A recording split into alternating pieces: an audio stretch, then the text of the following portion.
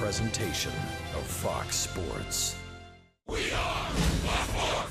We are St. Louis. It's a 3-2 pitch to the Cardinals shortstop and all-star. Diaz wins it. Base hit into left. Down 5-1 in the 8th. The Cardinals walk it off. The 0-1 pitch. Adams crushes one. Deep right. And as the clock strikes 12:25 in the morning, the Cardinals have their second walk-off win in as many days. Let's go home. Let's play later today.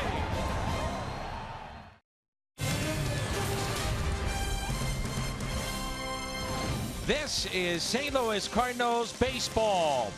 And baseball is presented by Academy Sports and Outdoors. What a couple of days we've had here at Busch Stadium in St. Louis. Over 40,000 gathering tonight.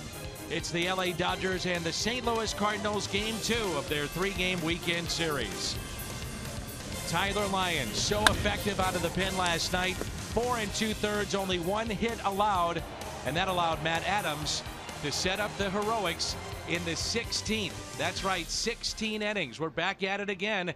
Welcome to Cardinals baseball. That's Rick Horton. Jim Hayes is here. I'm Dan McLaughlin. Terrific win for the Cardinals last night. Certainly worth the wait. 16 innings, a long game, over 5 hours. The Cardinals have won 5 straight games. They are riding high emotions right now. It really begins with their starting pitching. The starting pitching has been terrific over the last few weeks. And it's Mike Leake who gets the call tonight. Kenta Maeda for the LA Dodgers. So many great moments right after the break to start this homestand. We'll see if it carries over to tonight. It's game number 2, Dodgers and Cardinals coming up.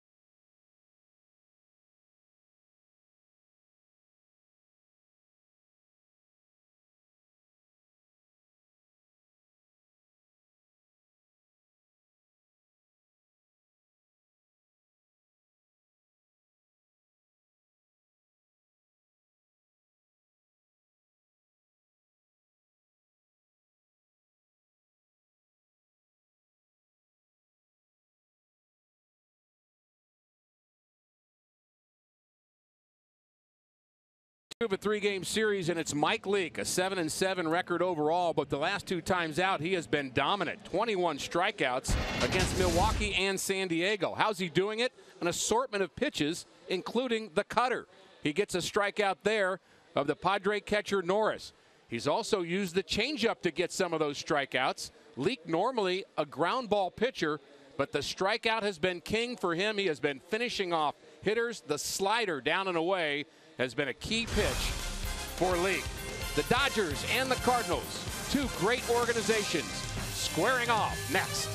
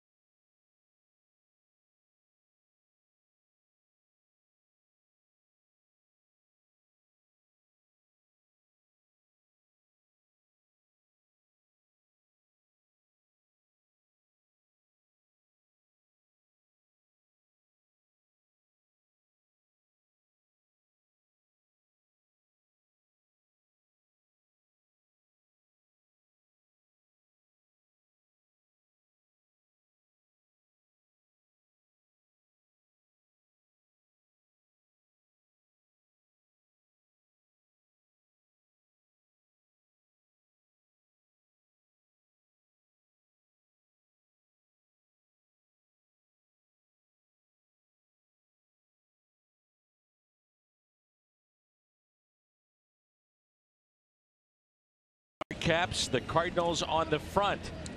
It celebrates the 1956 jersey giveaway here at the ballpark tonight. Leake is 7-7, and baseball is brought to you by Bud Light. Please drink responsibly. By Chevrolet. Visit your local Mid-America Chevy dealer for great prices on the all-new 2016 Malibu. And by Menards. Save big money at Menards on all your home improvement needs. It's hot and the fans say, so what? It is a huge crowd on this Saturday night here at Busch Stadium. Along with Jim Hayes and Rick Horton, I'm Dan McLaughlin. 94 degrees here at Busch Stadium. We were down on the field earlier. It is scorching down on the field. Very heavy air here at the ballpark, and it's a lot easier to handle when your team is winning. And the Cardinals, with a 5-game winning streak, they've won 8 out of 10. And the Giants have been very bad in the West. They've lost 6 straight games, so the Dodgers didn't lose any ground to them yesterday, but the Dodgers, since the All-Star break, have been playing pretty good baseball themselves. 16 innings last night. What a ball game that was, as Chase Utley will lead it off. The Dodgers actually out-hit the Cardinals 14-8, but they stranded 13. Seager, then Turner, Gonzalez, Kendrick, Grandal, Tolles, Peterson, and Maeda. On the mound for the St. Louis Cardinals, Mike Leake. As we mentioned, he's at 500, the record at 7-7, but last 2 starts absolutely sensational. Longtime veteran Chase Utley leads it off, and the first pitch is taken for a ball, and we're underway. Utley is hitting .262, 6 home runs, and he has driven in 30.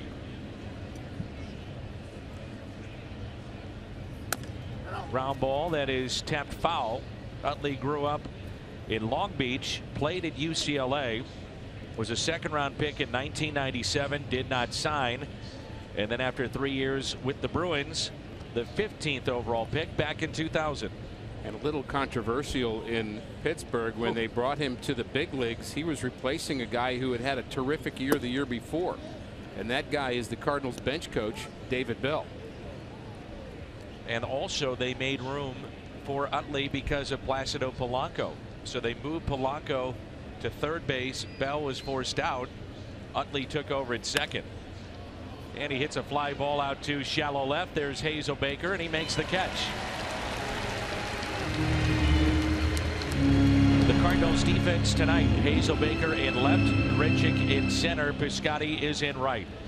Jerko and Diaz on the left side, Garcia, Adams on the right side. Alberto Rosario is behind the plate, and around the horn is presented by Dobbs. There's a look at David Bell, one of the real good people in our game today. I think he'll be managing before it's all said and done, sooner than later. I don't have any doubt about that. He's qualified, he's ready, he's capable, and he's as well respected as any coach you're going to find in baseball. Corey Seager, who had 4 hits last night, grounds out to second. The Hyundai pitch arsenal here for Mike Leake. Well, his assortment has changed a little bit. He's using the slider more often. The slider and the cutter are very similar, but the slider has the downward break. He's getting some strikeouts with that pitch. Fastball, he'll throw a sinker, and he's really stayed out of the middle of the plate. That's the key. Everything moves from Mike Leake, and it's meant to be inner half coming in, outer half going away. He's just really good at staying out of the middle of the plate when he's right. Justin Turner, good numbers against Leake, 7 for 15, and right now good numbers against anybody that's on the mound opposing the Dodgers. Since June 13th, 13 home runs, 35 driven in, tops in both categories in Major League Baseball. He homered last night in the top of the 9th, and that gave the Dodgers that short-lived lead of 3-2, and then it was a home run by Jerko to tie it up. This is the part of the lineup where you have to be careful if you're Mike Leake. No question about it. He's hot.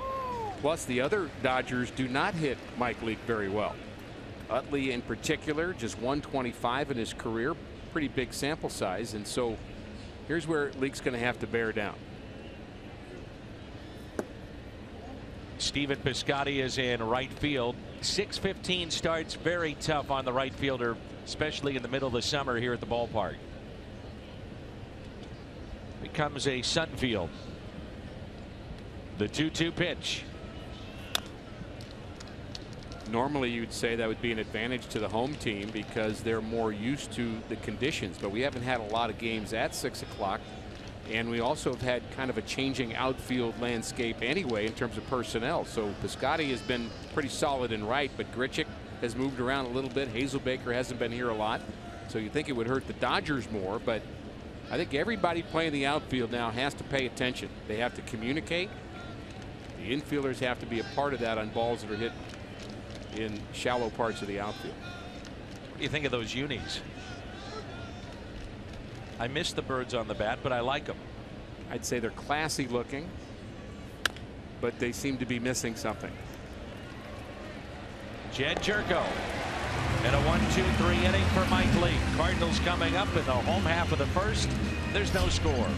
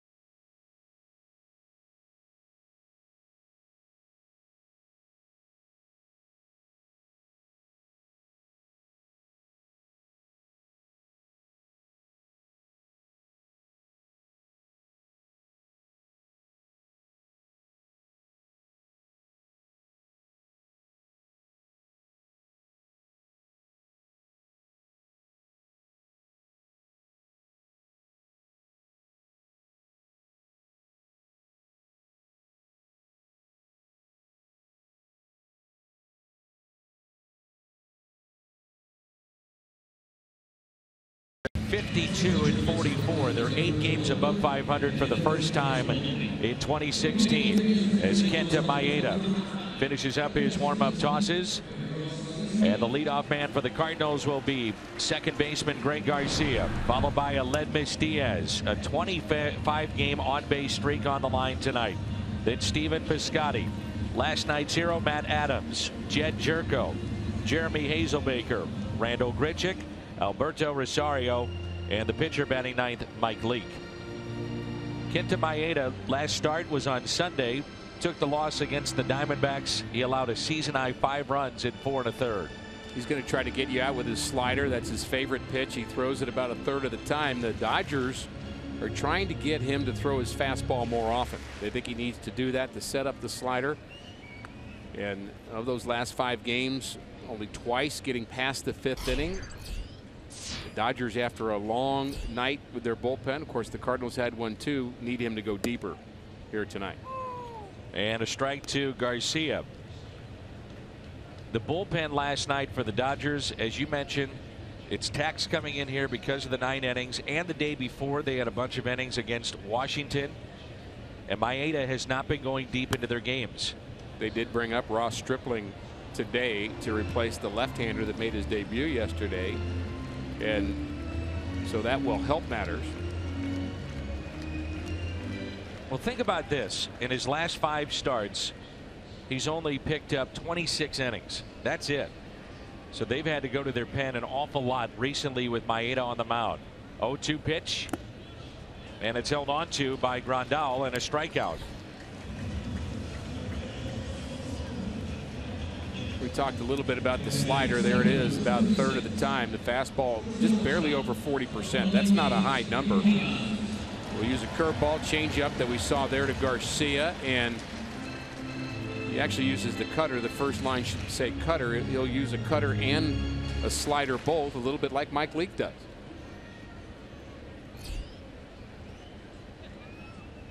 Here's Aledmys Diaz. So 25 straight games he has reached, whether it be hit by pitch, walk, base hit. And over those 25 games, hitting .361 with 14 extra base hits. The 1-0 pitch.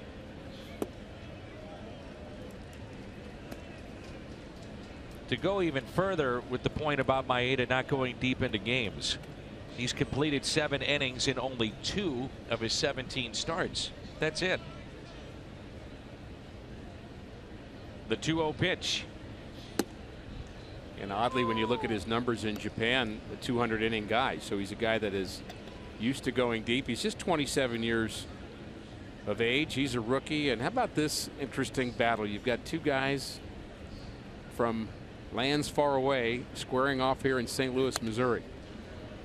If you can play, they'll find you. Well, you know, not to get overly philosophical or political about it, but you know, it's a country with opportunity, and we're providing an opportunity here. We're all getting to enjoy the talent of Maeda from Japan, and of course Diaz from Cuba. It's Tolson right fighting the sun, and the 2-2 pitch with 1 out and nobody on. So it's a throwback uniform for the Cardinals, also a little bit for the Dodgers. They're wearing the B on the caps. Back in 1956, they were the Brooklyn Dodgers. And to some people, they still are. Isn't that the truth? It is. Oh, trust me, it is. 3-2 is chopped up the middle. Tough play for Seager. Can't get it out of the glove. It's another infield hit for Aledmys Diaz and make it 26 in a row for the rookie.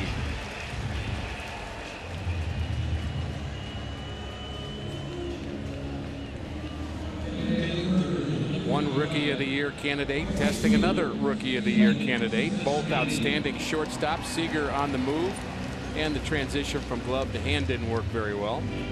But clearly a base hit. I love the way Diaz runs the bases. 100%.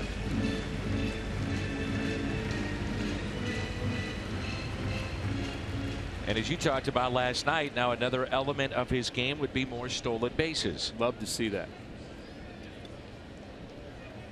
Here's Steven Piscotty, who's hitting .291. Double play ball. Seager, Utley, Gonzalez. 6-4-3 on the double play. We played one, and there's no score from Busch Stadium.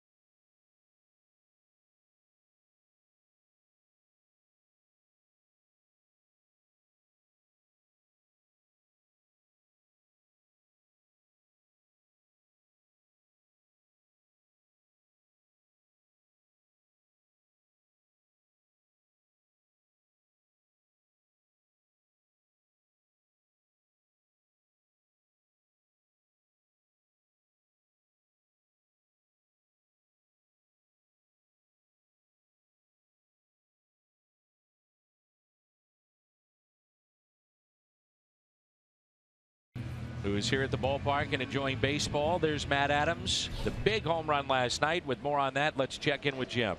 Yeah, Matt admitted to me that when he came to bat in the bottom of the 16th, he was trying to end it with one swing of the bat. He told me, quote, we wanted to win and then go home. And that's just what he did. He took Bud Norris deep for a 444-foot walk-off homer. He told me it was, quote, one of those balls you get right on the barrel, you can't even feel it, but I knew it was out. Adams told me buddy of his from Pennsylvania sent him the video, so he saw the home run and the bat flip and celebratory gestures toward his dugout. Dan, he told me he doesn't even remember it. Quote, pure emotion, he told me. You can understand why, and one of the great moments we've had here at Busch Stadium this year. We talked about it a lot. The Cardinals and the Dodgers had to go in their bullpens last night. You just saw the ground out by Gonzalez, so that means the Cardinals, for the first time this year, will use a starting pitcher outside the original 5 that broke camp. And Jimmy, who is that?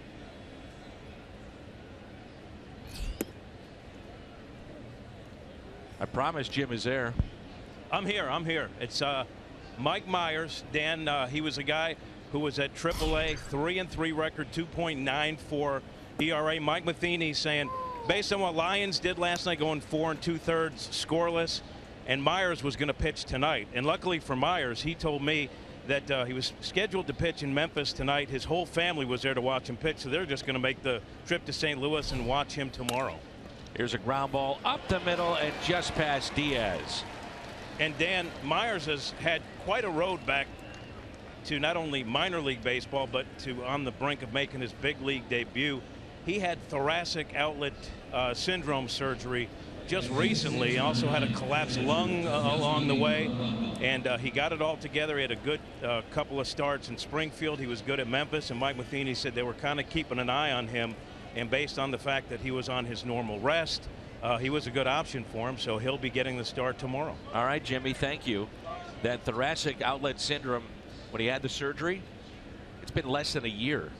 You know, guys come back from that a little bit quicker than you may think. And it's quite the intrusive procedure in which they actually remove a rib. Jaime Garcia had that. Chris Carpenter had that. They remove a rib, and it takes some of the pressure off the nerve. But yet you're able to come back from that. And my understanding is it is a painful procedure as well. We'll see Myers tomorrow, and he is a graduate, University of Mississippi. He and Lance Lynn. I love Jim's insight there and information about him having his family having to make the trip from Memphis here, and that's not unusual. I mean, you can't really plan very well in this game. You may think you're going to do one thing, and maybe you are, maybe you aren't, and that's part of the joy. Of course, it's a whole lot better than telling your family, oh, by the way, I'm not pitching here, I'm going down to another city, so we'll see you in AA. That would be not as good a news to bring to your family. And it's a benefit of having Springfield here and Peoria, Memphis. Runner goes. Rosario to second. Oh, they got him. Nice play by Diaz on the short hop and the tag. And Rosario gives Diaz a round of applause. Kendrick was looking for his 8th stolen base. And Rosario gets him at second. Well, Kendrick's only been thrown out one other time this year. Not a bad jump, but a really quick release, and the tag was the difference. The ball going up, he's got to get the ball and bring it down quickly. Rosario did his part, but he points to the guy who made that play work. Of course, Mr. Molina pleased about the proceedings. 2-1 the count on Grandal. 12 of his 13 home runs this year hit from this side of the plate. A switch hitter. And a ground ball. There is Adams. That's 4 ground ball outs and a little help from Alberto Rosario. Inning and a half in the books. No score.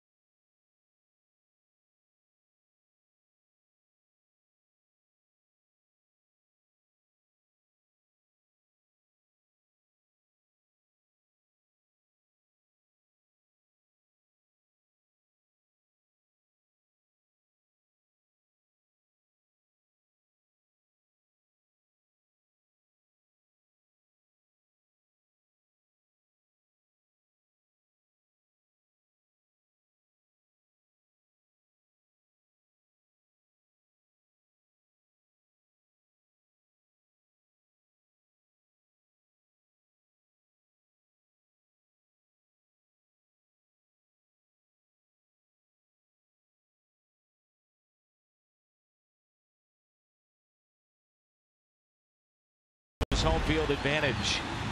Now, we've had some great moments, but Rick, what stands out to me, the team ERA, the starters ERA, both below 3. Well, there are a lot of things standing out in that, including the 6-2 record at home. That's something that we have not seen enough of this season. The Cardinals were tired of hearing about it, so they're taking care of business here at home. And yes, the team ERA low and the bullpen ERA not bad either, but the starters really so important every single night. We talk about it, Dan, night after night. What's the key to the game? Well, there are often sub keys, but the main key to every game is your starter going out there and getting the job done. 2 of the mainstays over the last decade, Yadier Molina and Adam Wainwright. Wonder who Yadi's calling.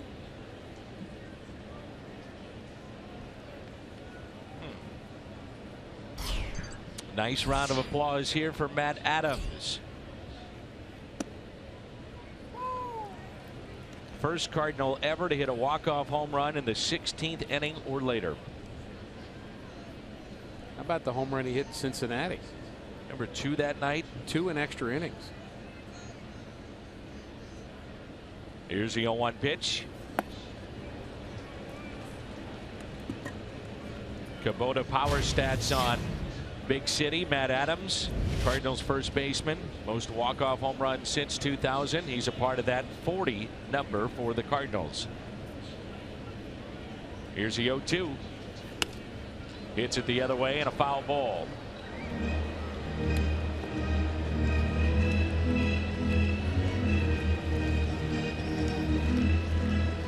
There's a third game-winning RBI this season for Adams. And up to that point, he had struggled. The middle of the lineup had really struggled for the Cardinals in those 16 innings.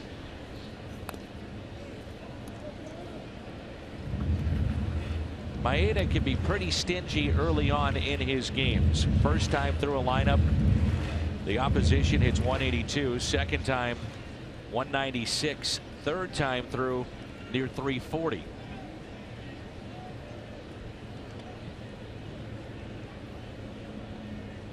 Nothing in 2, the count on Adams.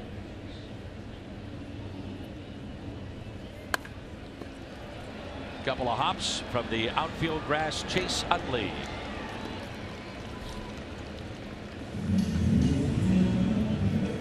Around the horn is presented by Dobbs. Kendrick, Peterson, and Tolles in the outfield. Turner, Seager, Utley, Gonzalez on the infield. And Yasmani Grandal is behind the plate. Not to be overlooked, the contributions of Jedd Gyorko, and what a second half he has had. Last 5 games, so 4 against the Padres. Last night, the game-tying home run against the Dodgers.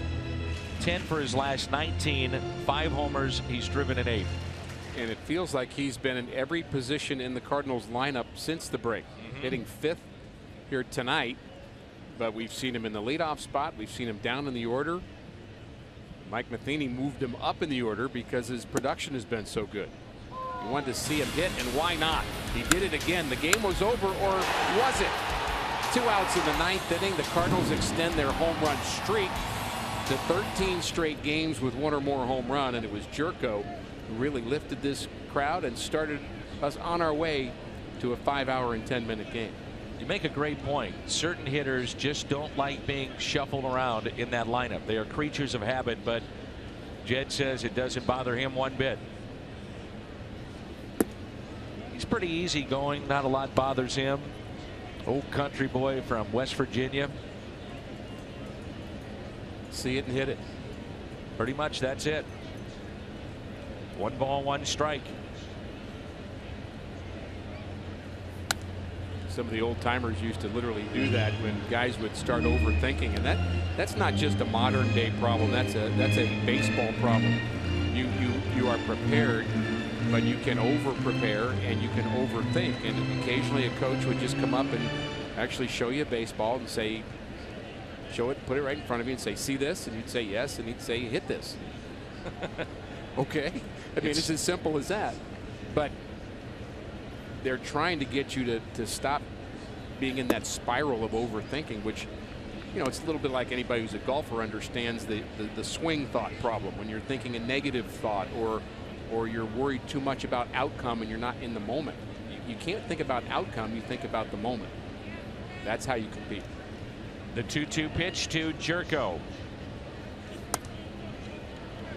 He had a very good at bat last night outside of the 9th inning home run. It was an 11 pitch at bat, and sometimes those get overlooked too. When you think about Brandon McCarthy trying to stay in a game, and you say, well, why would he have to leave when he did? One was the cramp in his leg, but also the pitch count gets up there for a guy that's coming off an injury. And you start looking at that even further. There was an 11 pitch at bat there to Jedd Gyorko, drew a walk. Really seeing the ball well. Very important.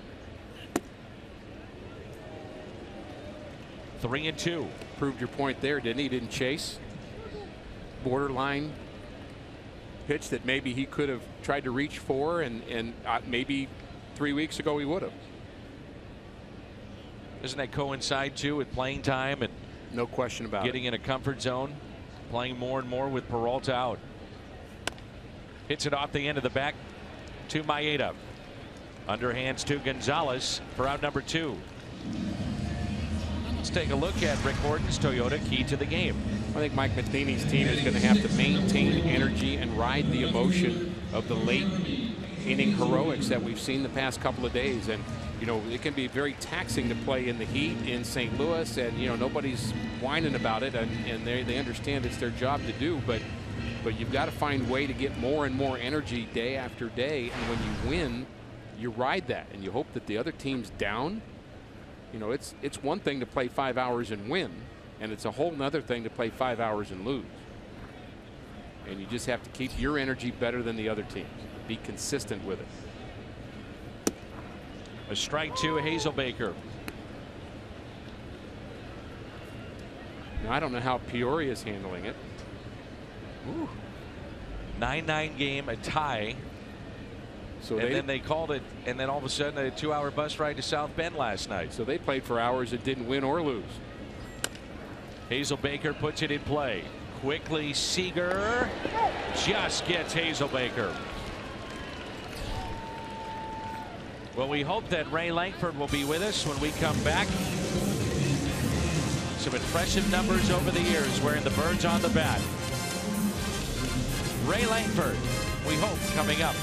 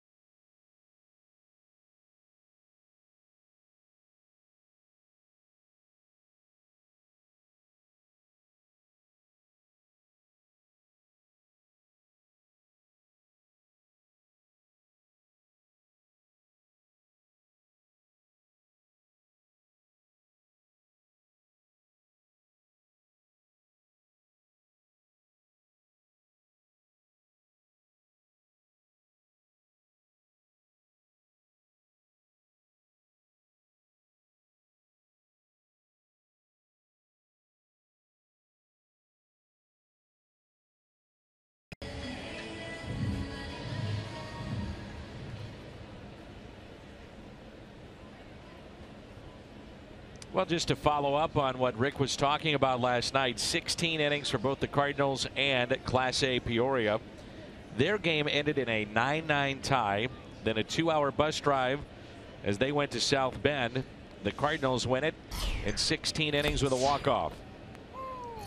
It'll be Andrew Toles, Jock Peterson, Kenta Maeda. As Adams picked up the walk-off homer, the celebration ensued. Here's a ground ball hit up the middle. Diving stop by Garcia and safe at first.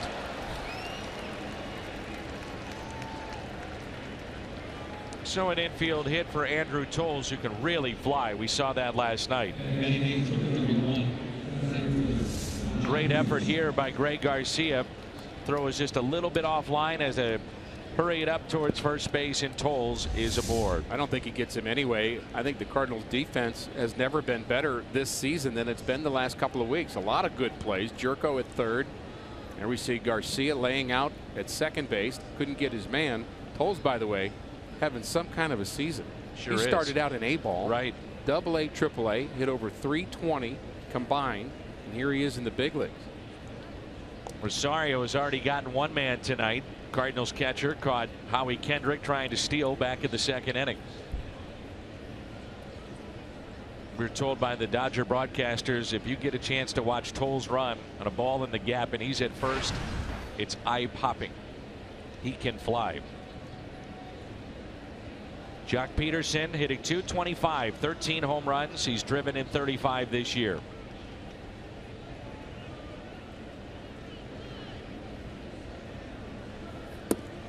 I like watching Aledmys Diaz go from first to third. I'm not sure as much as I liked watching Willie McGee go first to third, but not far behind. Willie was just different. Yeah, the exactly. way he ran, and he just the hat, sometimes the helmet would fly off. You think if he ran for mayor of St. Louis, he'd win? Yep, I do, and I actually mean that sincerely. He is one of the most popular players to ever wear this uniform. What's your platform, Willie? Well, I'm just going to try to give 100%, do the best I can, help our city win. Then I'll kind vote of for him. Shuffle off the stage with that Right. funny walk. No, it's about my team. It's not about me. Here's a 1-0 pitch. 2 balls and no strikes.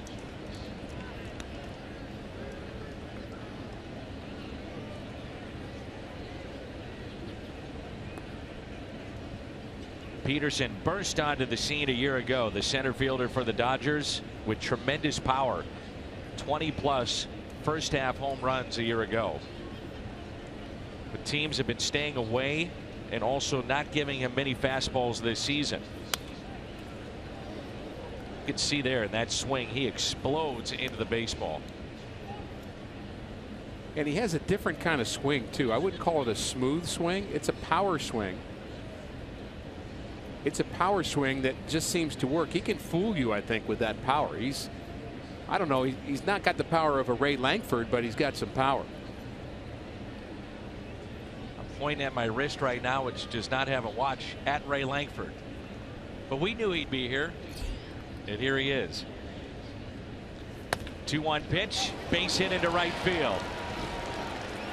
Just past Adams, and Peterson picks up the single.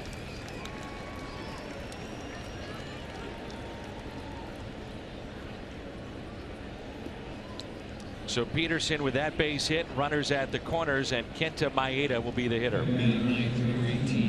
You start looking at the all-time top 10 in Cardinals history. RBIs, total bases, game-winning RBIs, games played, stolen bases, walks, home runs, and runs scored. Ray Lankford is in the top 10 of all those categories. Hey, great to have you back in St. Louis. Good to be here. Good to see you again. What have you been doing? Not much, just a lot of honeydews. Honeydews? Honeydews. We can't get you back in St. Louis enough. Yeah, it's a nice day for baseball, so I didn't realize it was going to be this hot. Well, you know about the heat here. Yeah, it's been a while, but it's good to be. What keeps you busy? Right now, I'm just working on my golf game. It's not going too well, but I'm having fun with it. What's your handicap? I'm about a 12. About a 12. That's not bad. About a 12, so it's going good. Well, it's good to see you. Glad to have you back here in town. And one of the greats in Cardinals history, Ray Lankford. Here's an 0-1 pitch to Kenta Maeda, showing bunt, gets the bunt down. Play at the plate, no. And no one at first, and everybody's safe, and a run does score. When you think back to your career, and you had a couple of stints here in St. Louis, and I just went through the litany of all the categories that you're in the top 10 of. What do you think about when you think about your time here in town? Great baseball, great fan. Had a good time here. It's good. When you come into the league, you want to put up numbers. You want to contribute to a team.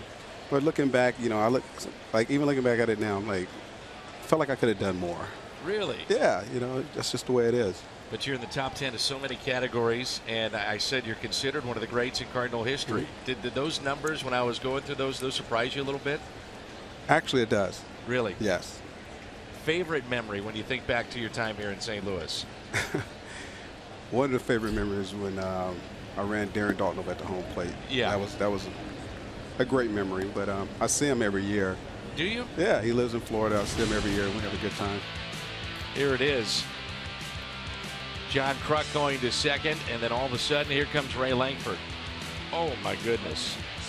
So when you have that visit with Darren Dalton, do you bring that up ever? No. Never? No, not at all. That's something you don't talk about. Actually, what happened, I thought the ball went to the outfield.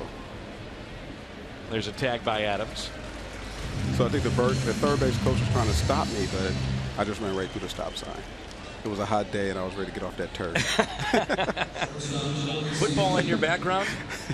Yes. Yeah. So you draw on that to bowl over Yeah, I had Darren a little Dalton? flashback. Yeah, I bet. Yeah, a little flashback. So it was good. So you've never brought that up, though, to Darren Dalton? Never did. I see him every year at Bay Hill Classic, and we talk. He never brings it up. He never does? No, and I don't bring it up either. Do you ever think about bringing it up? I think about it, but he's a big guy. He is a big guy. Runners at second and third, and that swung on and missed by Corey Seager. You know, you were on some very good teams, too, and do you feel like you missed the opportunity a couple of times with some of those good teams? Yes. Yes. And one of the reasons is because of injuries. Everything's about timing. And, you know, even back in 04, I had the wrist injury. It was tough. Came into the season with a good mindset, but injuries, once injuries take over, it's kind of hard to just be in the lineup every day. Were you surprised when he came back your second time here? I was, yeah. Did you try to push that, or was that the Cardinals pushing it for you, or a little bit of both? I think a little bit of both. Yeah. Yeah, yeah. And I wanted to come back and finish up, you know, it's a great organization, a lot of wonderful fans. That's in the hole. Tough play for Diaz, and safe at first. Run does score to make it 2-0 Dodgers. Infield hit for Corey Seager as he picks up the RBI. Ray Langford, so many great moments here in St. Louis and great numbers as well. What do you think about Ray? Career ranks here at Busch Stadium 2. We're now at Busch Stadium 3, but in Busch Stadium 2, first in home runs. Did you know that? Yes, I did. That's the one you remember, right? I do. And coming up through the organization, I was never known as a power hitter. I was always a gap hitter. So I worked hard to get to that point. Who was influential for you getting you to this stop? When I think about Willie and Ozzie and Pendleton and all those guys, who were some of the guys that really helped you? Well, you name it. It was Willie, Ozzie. I think one of the things was they helped me understand the game a little bit better. Where, you know, when you're coming up through the minor league, you're just playing on natural ability. But they taught me to understand what the pitchers are trying to do to me, and you have to make an adjustment every at bat. And you have to understand. That's driven into right center. Ray, you were supposed to bring us luck. That's in the gap. One run is in. Here comes another, and it's 4-0 Los Angeles. Justin Turner continues to torch the league as he picks up RBIs 57 and 58. So just adjustments in the game, and I'm sure when you are talking to Willie and Ozzie, two guys that have been around for a long time, when you were coming through the system, they had to be huge for you. Yeah, they just teach you never to get complacent, always grind, because you know, you have one bad game, it's all about what you do the next day. Sure. You go back to the cage and you have an idea what you want to work on. And I think for me, it was always trying to drive the ball the other way. When I was doing that, my average went up. When I started trying to pull everything, my average went down. How about George Kissel? Was he helpful for you? Yeah. Never go to war without your gun. That's what he always said, didn't he? Yes, he did. The great George Kissel. Here's Adrian Gonzalez with one out, and now a 4-0 Dodgers lead. Runner at second base is Justin Turner. Are you going to start getting more involved in the organization? Would you like to? Oh, I would love to. So we'll see what happens. I'm always available. Always available. Always available. Okay. What about back in spring training? I'm going to extend the invitation for you right now. What about like fantasy camp, something like that? I'm there. If I get a Really? phone call, I'm there. Okay, that's good news. It's only an hour and a half drive for me. So. Who are the guys that you still stay in touch with and talk to maybe on a weekly, monthly basis, something like that? You know, the crazy thing is most of the guys, talk to Ken Griffey, but a lot of guys I'm in touch with are like ex-football players. What about the baseball guys? Ex-basketball players. Really? It's crazy. I talk to Gary Sheffield a lot. He's like my little brother, so. Well, you mentioned Griffey. What does it mean to you to see him go in the Hall of Fame? You know, the funny thing is I texted him when it happened, and he texted me back like 2 weeks later. Really? He said, yeah. I'm like, you're welcome. Thanks, Ken.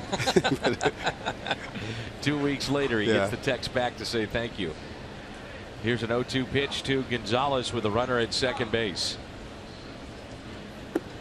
I always find it interesting what a player now would say to themselves when they were 19, 20 years old. What would you tell the young Ray Lankford? Enjoy the game. Take time to enjoy it, appreciate it, and value it. Did it go fast, and at that point in time you really don't realize it's going fast? You don't realize it, but it goes fast. Yeah, I bet it does. Favorite memory of Busch Stadium 2 outside of Darren Daulton? Outside of Darren Daulton,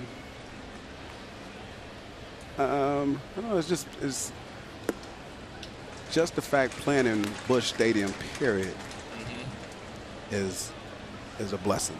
Yeah. You know, I mean, I grew up a Dodger fan because I grew up in L.A. Right. But once I got drafted by the Cardinals, it was like, I got to play in Busch Stadium. It was huge. And a lot of people, they don't realize how special this place really is when you're coming up in the minor leagues. No, you really don't realize it. But once I got here and realized how big the ballpark was, and it was hot, playing on the turf. But you know, look back on it now, I'm like, wow, how did I do that? But you just do it. You just do it. You're young and you're happy to be here, and you just do what you got to do to make it happen. 1-1 pitch is tapped foul. Now 1-2. As you watch the game today, what's the biggest changes that you see? You know, I had this conversation earlier about, I was talking about center fielders, and center fielders are like quarterback. They should know everything that's going on. They should know about their starting pitcher, whether he's feeling good that day or bad, knowing whether his breaking pitch, off-peak pitch is solid. And that's what you think? Yes. Great to have you back in town. It's good to be back.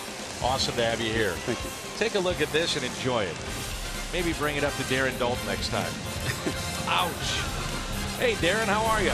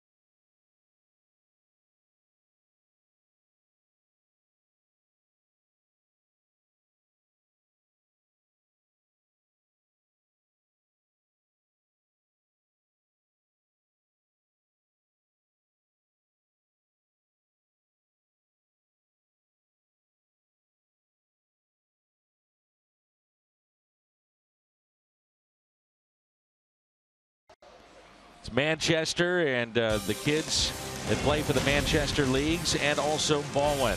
Cardinals baseball on Fox Sports Midwest is brought to you by Academy Sports and Outdoors. Right stuff, low price every day. And by your local Volkswagen dealer.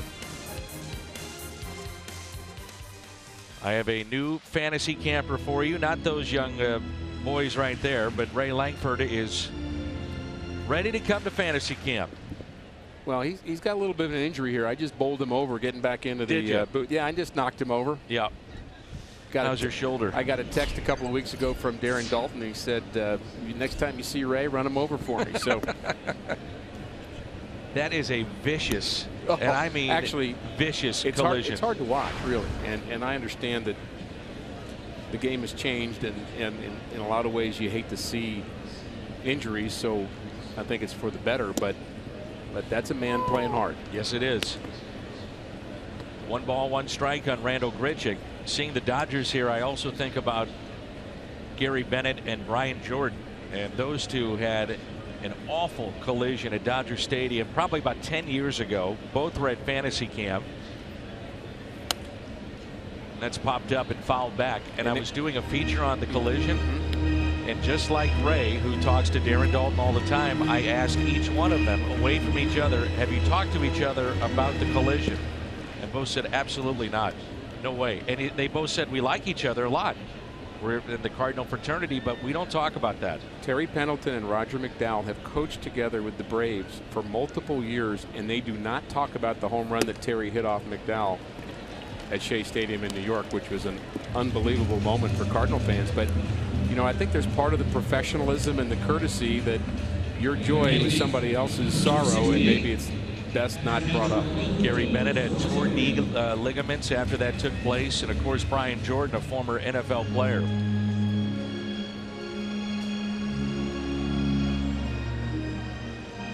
You tell Ray was a little nervous about being on the air, and then after we got off the air, he was as chatty as, well, I'd say as chatty as Rick Horton on a broadcast. I love seeing Ray. I had a chance to tell him that, you know, my kid's favorite player was Ray Lankford in that era. Yes. And I believe, told him so, and you've heard me say it many times on the air, one of the more underappreciated Cardinal stars of the last couple of decades. Well, I think you brought up a very, very good point. Here's the 0-1 pitch to Rosario. That's tapped foul. And I went through this before he went on the air, and we were pointing this out. So if you look at top 10 all-time Cardinals offensive leaders, total bases, RBIs, game-winning RBIs, he's second. Games played, stolen bases, walks, runs scored, and home runs. Ray Lankford is in the top 10 of all those categories. More Cardinal home runs than Mark McGwire. Right.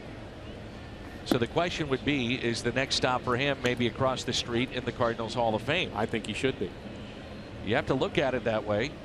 Now, what's maybe hurting him a little bit is that some of the teams he played on was an era of Cardinal baseball in which they did spend a lot of money. So the teams weren't very good, and he was the guy. Rosario hits it up the middle, Seager to his left, and takes a hit away. Well, going into this year's Hall of Fame, Sam Braden, Terry Moore, Joe Torre, Chris Carpenter. It is presented by Edward Jones. It'll be at Fox Sports Midwest Live. It's open to the public. If you haven't seen the previous two, make sure you do it. If you're coming to the ballpark that night, it's something to take in, and it's something you always remember. It's the Cardinals Hall of Fame. You know, Dan, one more thought about Ray Lankford and being on a team that maybe didn't win a lot, or during an era where there were not a lot of playoff experiences for the Cardinals. If your team is not a top tier team and you drive in all those runs and score all those runs and hit all those home runs, I think it's harder. I don't think that's fair to penalize somebody because there's not enough talent around them. Well, Ray Lankford RBIs has more than Lou Brock in a Cardinal uniform. I think that would surprise a lot of people. He had more walks than Lou Brock, who's just behind him in that category. 475 home runs hit by Stan the Man. Ray Lankford 228, fifth all time. Great career. Fun having him back in town. Maeda gets the strikeout. 4-0 Dodgers.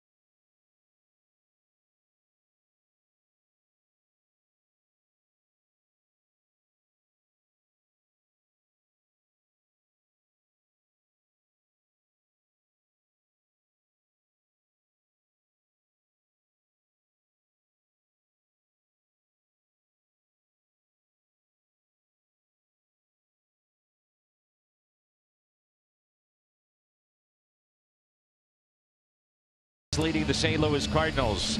Top of the fourth, there's Johnny Peralta. With more on Peralta, let's check in with Jimmy. Danny, as you know, Johnny's on the DL with a left thumb ligament strain. After letting the thumb just kind of calm down for a couple of days, Johnny's been doing a whole routine of exercises as part of his thumb rehab. Johnny told me the inflammation has gone down and the thumb is feeling better. He's very excited because he expects to be cleared to start swinging a bat over the next day or two. Johnny told me, Dan, that will be the big test, but he's looking forward to it.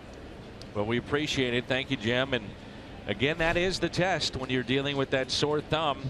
It's not running or throwing.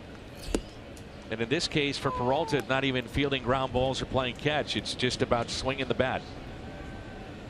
Wouldn't be so bad if all major league pitchers would promise not to throw him changeups, but that's the pitch that hurt him in the first place, and I think that's the toughest one to handle for any part of your hand, wrist, when you've got to stop your swing that you're starting and expecting to generate a lot of bat speed, then try to pull it back. That's where you get those tweaks in your hands and in your wrist.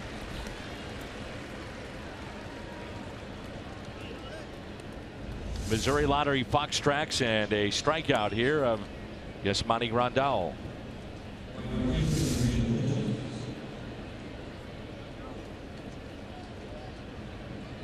Here is Tolles,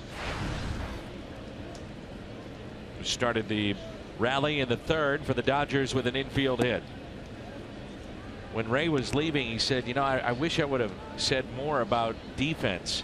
He said, I really took a lot of pride in my defense. And like I said, he was chatty off the air, a little bit nervous on the air. That's understandable. And he said, I always relied on Ozzie for the defense in the outfield. He said, I was always taught your shortstop is the guy that really sets the tone, and your center fielder better set the tone in the outfield.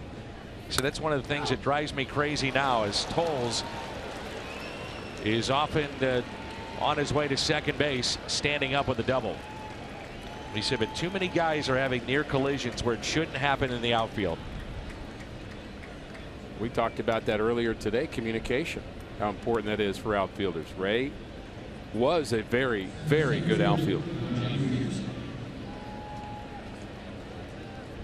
You know, Dan, also having played with Ray, what I think about Ray as a teammate is he was quiet. I mean, he was very careful about what he would say, and I view that as a professionalism of him. Maybe appears nervous, but I just think he's really contemplating his words, being thoughtful about it. That's just the way he is. And he played in a very stoic way. Yes. Not an emotional player necessarily. And that's hit out of play. Said Gary Sheffield was like his little brother. Talked to Ken Griffey Jr. still, and he says he talks to more professional athletes outside of the game of baseball than those in.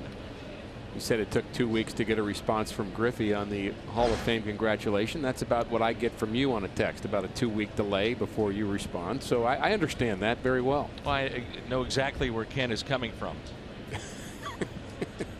So many texts, so little time.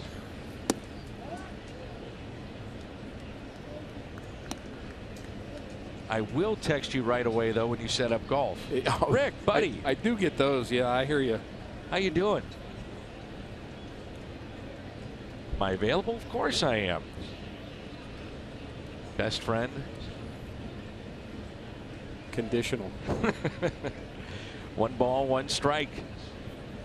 4-0 Dodgers. Leake ran into trouble in the third. They've out-hit the Cardinals 7-1, and now time is called. Yeah, he needs to stop the bleeding right now and give the Cardinals a chance for another late inning power display, which we've seen many times this season, and just can't let it get out of hand. Already 7 hits, and we're only in the 4th. And a fly ball lifted out to left field. Hazelbaker is over, and he makes the catch. Tolles not tagging up. About the spot that he had a drop the other night. Follow Cardinals baseball live with the MLB.com @bat app. Stay up to the moment at any moment. Game day, live game, video highlights, StatCast news, and more. Download MLB.com @bat, the #1 app for live baseball on your phone or tablet. Ray, by the way, is in town. He was signing autographs over at the Cardinals Hall of Fame and Museum, and every Saturday night home game and even some of the Saturday day games, they'll have a former player over there signing autographs. Here's Maeda. Well, one of the plays that really cost the Cardinals was the bunt. No one covering at first and a run scored, and that opened it up for the LA Dodgers. Dodgers ran the bases very well in that inning too. They were aggressive. They're not a stolen base team necessarily either, like the Cardinals, but they ran well. Maeda came in 3 for 32, with one of those hits being a home run, his first ever major league hit, a home run. Well, here's the bunt. You've got 2 middle infielders covering second base, and that's one more than you really need. Needed somebody at first base, and that would have been Garcia, and a mix-up in the signals there, and no one for Mike Leake to throw to. The 0-2 pitch. Check swing. Did not go. How many times, Dan, have we said this season that Mike Leake is not the kind of pitcher you can give 4 outs in an inning to? Just about every start we mentioned that. And when he has a bad big inning, it's usually because of that.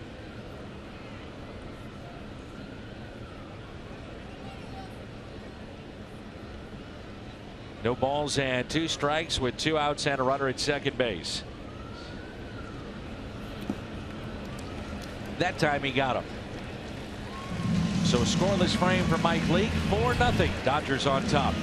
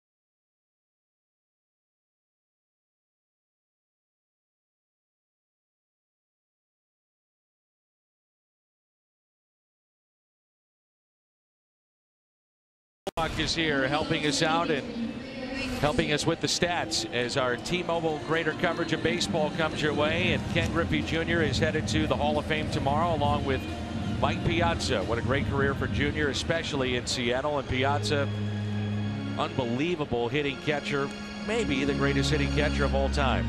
He was a force, wasn't he? 1993 Rookie of the Year. The Dodgers, by the way, have had plenty Rookies of the Year over the years, 16 of them, and the Cardinals have had 6.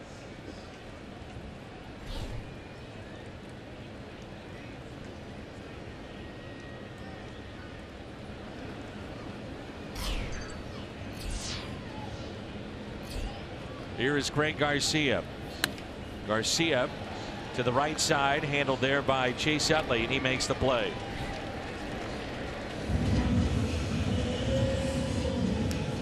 Our crew from Fox Sports Midwest is at Ballpark Village tonight, talking with fans about streaming Cardinals games on Fox Sports Go.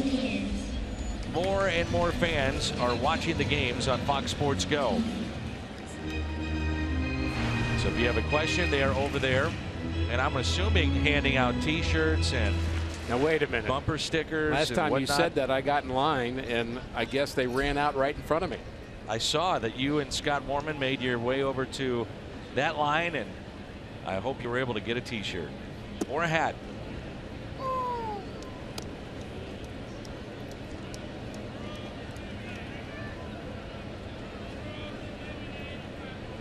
Not that hat.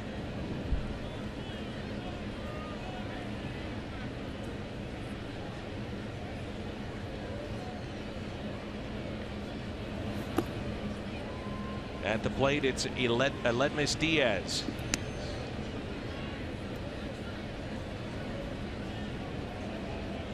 There's Craig. He's got the cool shades, the hat. Wouldn't it be great if they had a fedora giveaway here at the ballpark one day? Wouldn't that be awesome? Well, Rick, ask and you shall receive as Diaz hits it sharply to Utley. By the way, we have the Cardinals fedora courtesy of the Shane Company. That's August 5th. 30,000 fans ages 16 and older take home that fedora. Cardinals.com/promotions. Boy, they pulled that together quickly. That was quick. You were asking for it, and all of a sudden it appeared. One thing, you know, I love the history of the game of baseball, but I am so glad that people aren't wearing hats and suits anymore to the ballpark. Well, depends if you're in the seats or sometimes in the booth. Well, I'm talking about the fans here. Can you imagine a nice wool suit on a day like today in St. Louis with a hat on? And I think about the wool uniforms the players had to wear. I think about Ray Lankford playing all those years in center field on the turf of Busch Stadium too.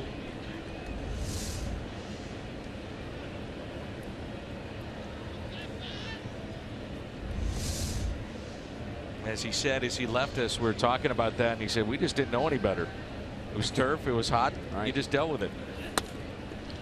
Well, Utley is busy this half inning. Cardinals go quietly, and we move to the 5th, an 8-pitch inning for Maeda. Dodgers on top.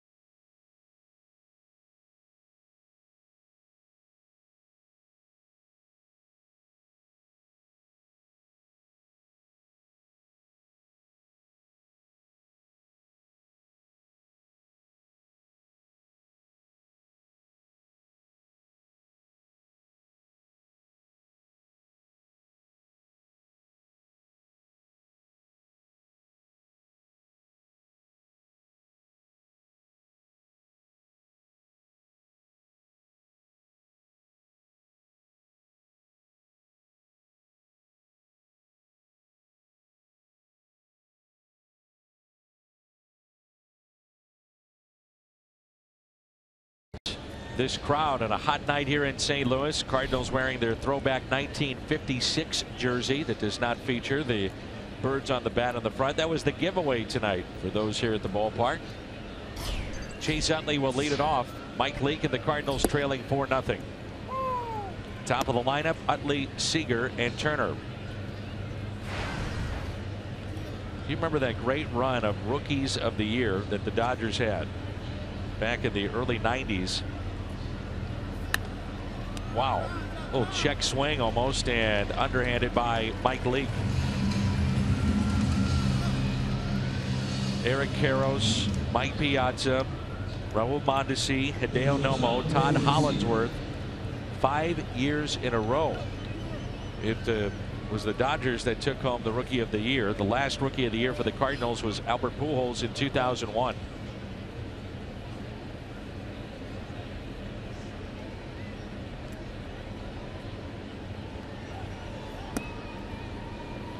And a strike to Corey Seager.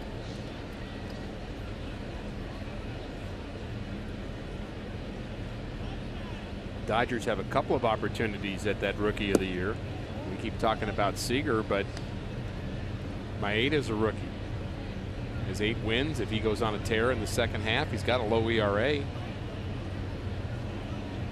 He has an outside shot. Taken there by Diaz.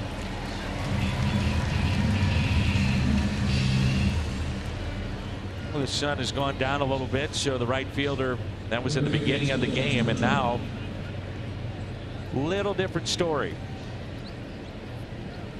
I'll say. Much different story.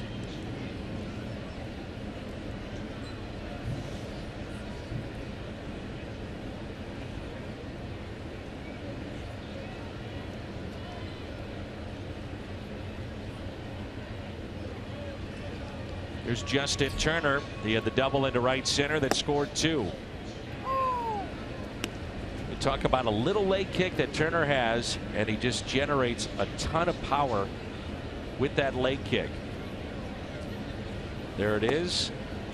Starts going towards the pitch, and he is driving the baseball. Remember, this was a player that was not even an everyday player with the Mets. He was a guy. Yep. I mean, he's a big leaguer, so he's not just a guy. He's not a guy off the streets, but he's just kind of your average big league player, but he's way more than that now. Career high of home runs with 18, and he's a force. Talked about how well he hits Mike Leake, but it isn't just him. Since the All-Star break, close to 400. You also notice the back leg. He turns that right foot in, which allows him to open up. They felt that for the longest time in New York, you could really jam him, and that back right foot is turned ever so slightly, and it forces the hips to open up, gets the bat through. Looks uncomfortable, doesn't it? Sure does. But works for him. But but for him it's not. It's very comfortable. He's adapted to it. He's got the turned foot, the open stance. I think with an open stance, a lot of times guys see the baseball better. Now you're open, but you have to close eventually. That front foot is definitely open towards the pitcher, but he's going to square up after he kicks the leg and go right at Mike Leake. Ground ball that's hit to Adams. Underhands to Leake for the out. Leake is through 5, and the Dodgers have a 4-0 lead.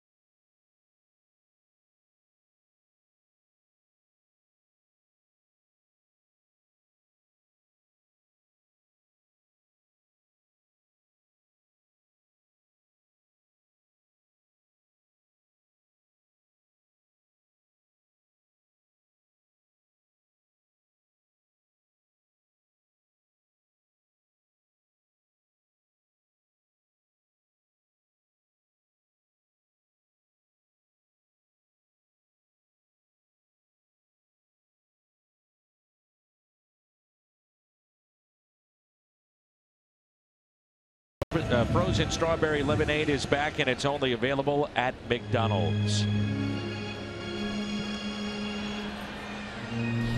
Matt Adams will lead it off. Only one hit for the Cardinals, and that was Diaz, an infield hit. By the way, we're getting a lot of communication about folks who maybe hear our audio warbled a bit. There's actually been an issue at the stadium this year of feedback from the television sets that are here at the ballpark, and the Cardinals and the other personnel here are trying to work that out and get that fixed, and some days it's worse than others, so we apologize for that. Something we're working through. So in other words, quit tweeting Rick as if it's your problem. No, they can tweet me all they want. You just don't like to hear about the TVs. Well, I want people to hear most of us clearly. Most of us. I got you. No balls and a strike on Adams.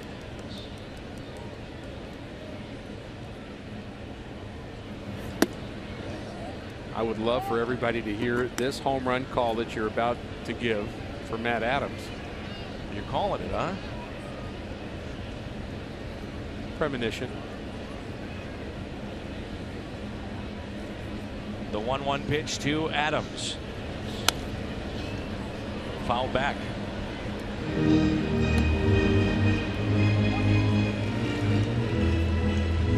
Actually, a pitch to hit for Adams. It's a bit of a spinner. Was it ever? And he got underneath it a bit. Missed an opportunity there.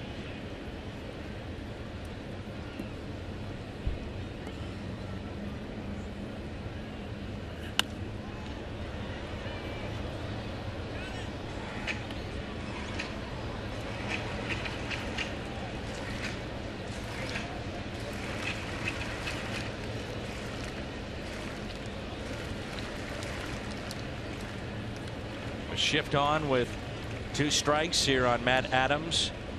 Justin Turner, the third baseman, on the right side of the infield. Interesting, they have a shift on Adams today, and they did not have one yesterday. 1-2. Well, the Cardinals last night and again tonight struggling with the offense early in the game. McCarthy, starter for the Dodgers last night, gave up just 1 hit, and so far Maeda has given up just 1 hit.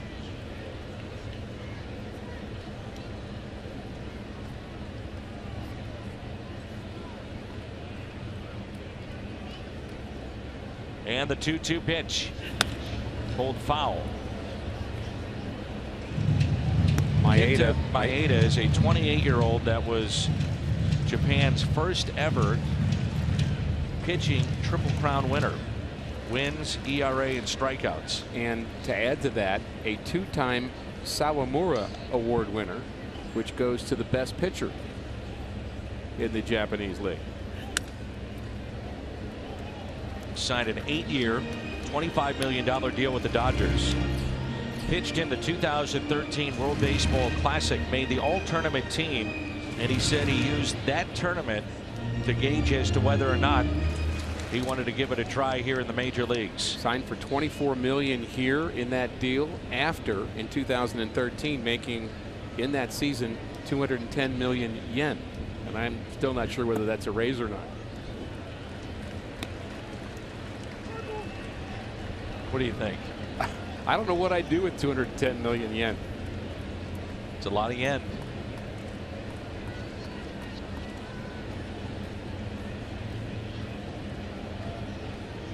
Three and 2 the count here on Matt Adams.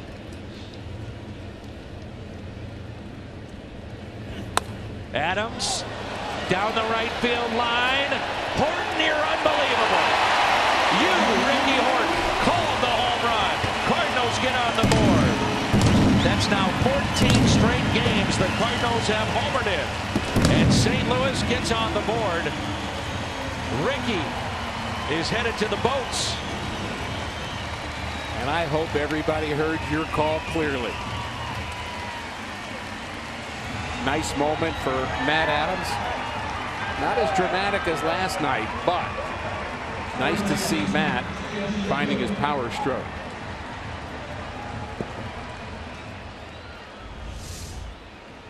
Gets a pitch down and in.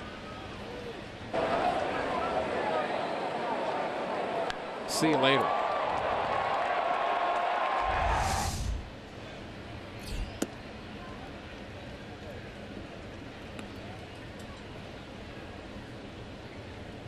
So Matt Adams with home run number 12, RBI number 41, and here's Jed Jerko.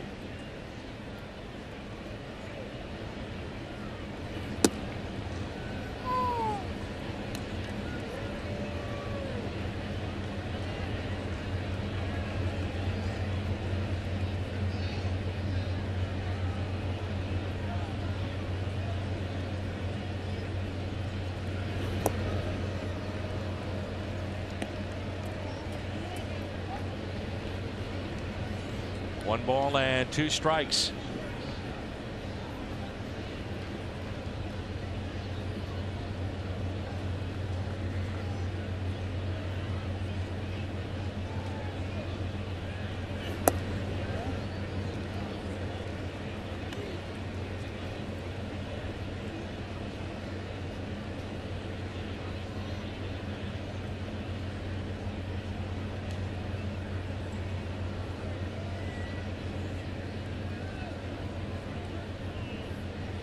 The 2-2. Jerko puts it in play. Left side, Turner spinning, throwing. What a play. Well, 2 guys that, you think about at third base that really weren't on the radar as being everyday players at points and times in their careers are shining brightly, not only in this series, but here this year. That's Jed Jerko and Justin Turner. This is a really good play. He's been steady at third. Turner has. And that throw was low, but he's had a nice arm across the diamond, too. We saw him early in his career playing a lot of second base, but he and Jerko both seem very at home as third baseman. So 1 out. Hazelbaker chops it foul.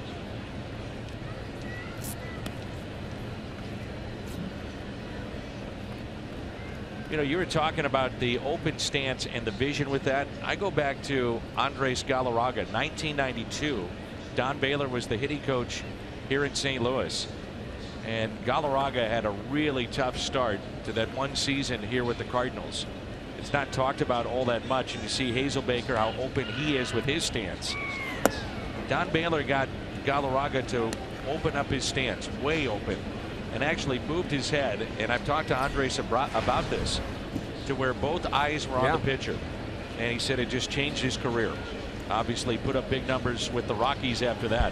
Baylor became the manager. He knew what Galarraga was capable of, and he certainly had plenty left in the tank.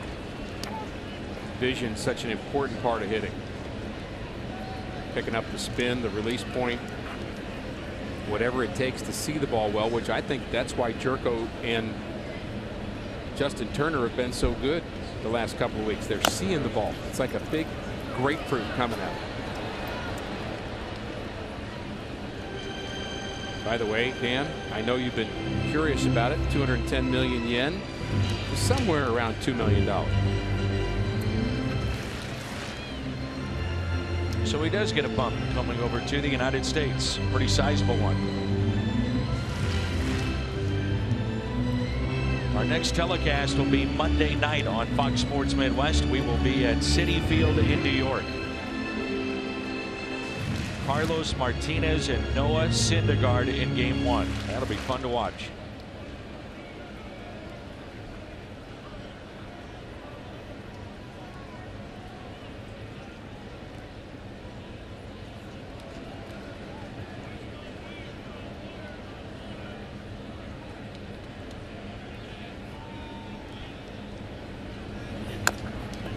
Slowly hit Maeda off the mound, and he makes the play just in time.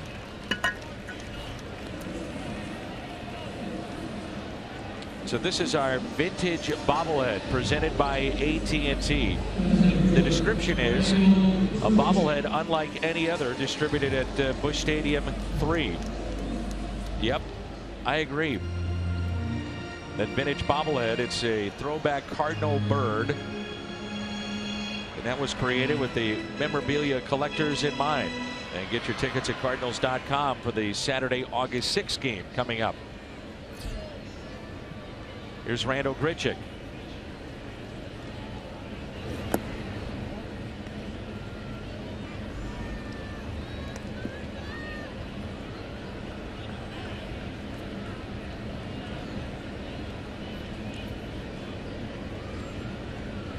Here's a 1-0 pitch to Randal Grichuk. 1 ball, 1 strike.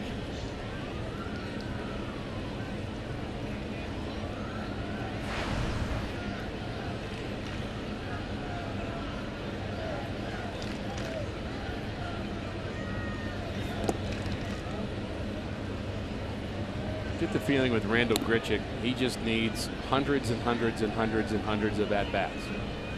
I think he just needs repetition of being able to recognize pitches and be comfortable at this level. There's just so many things about his ability that are there. He just has to get the consistency and the repetition. It's going to happen for him. 3-1. The intrigue around Randal Grichuk is with everybody, not just the Cardinals, but anybody we talk to in baseball. They hear about him. They know about the power.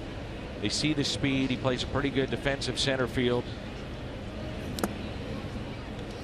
It's that pitch there, though, that has been the issue for him in his 2 years up and down with the Cardinals. That breaking ball, middle outer half. The minute it starts to spin, his posture and his swing become very defensive. He's not attacking the baseball. It just becomes a different swing, an uncomfortable one.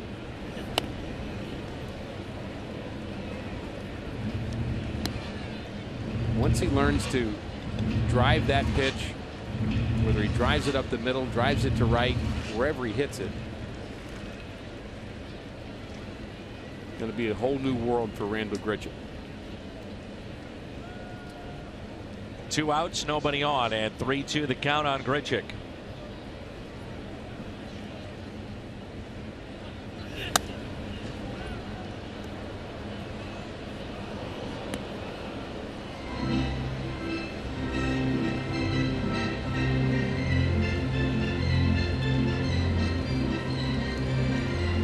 Velocity's been pretty good for Maeda, and they were concerned about that, just like with McCarthy last night. 88.9 miles an hour with his fastball in his last start. Lowest average velocity he's had in any start this year. Popped up a mile high. Grandal gives it a look, and it's in the seats.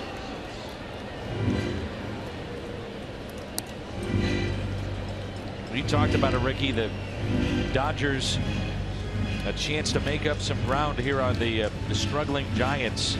They have lost 6 in a row to start the second half of this season.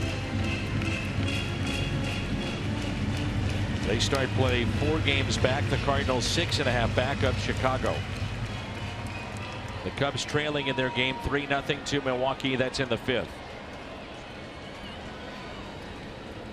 With 3-2 pitch. Grichuk with a fly ball. Center field. Spun around Peterson, and he tracks it down. Matt Adams, back-to-back games in which he is homered. The walk-off last night. This one hit down the right field line. And the big man starting to catch fire. Gets the Cardinals on the board.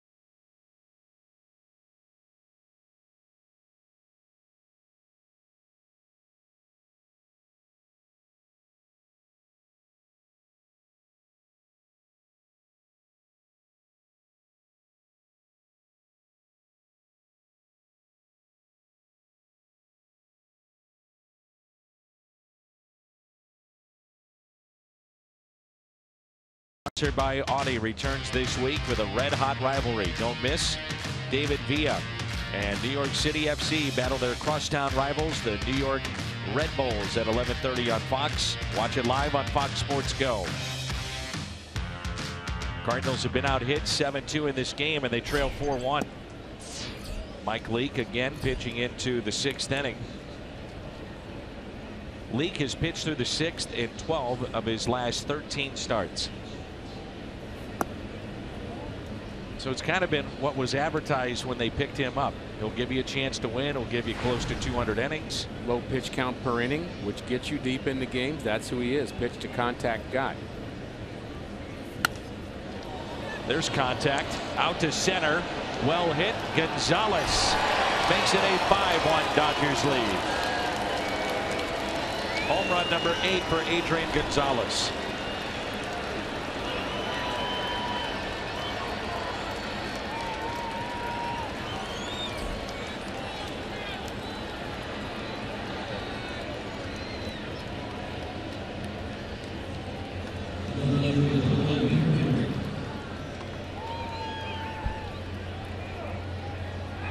I'm sure Derek Lilliquist not too pleased with what he's seeing here tonight.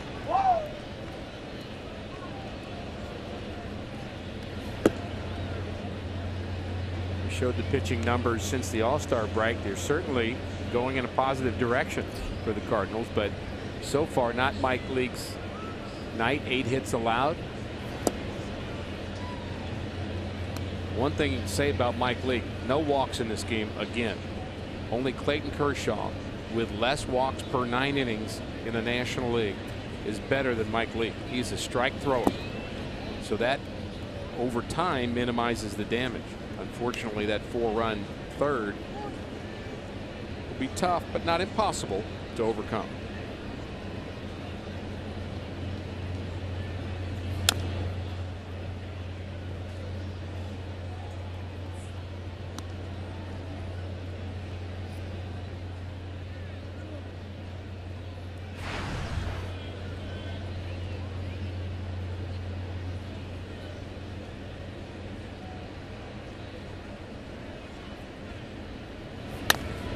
And a ground ball backing up Adams.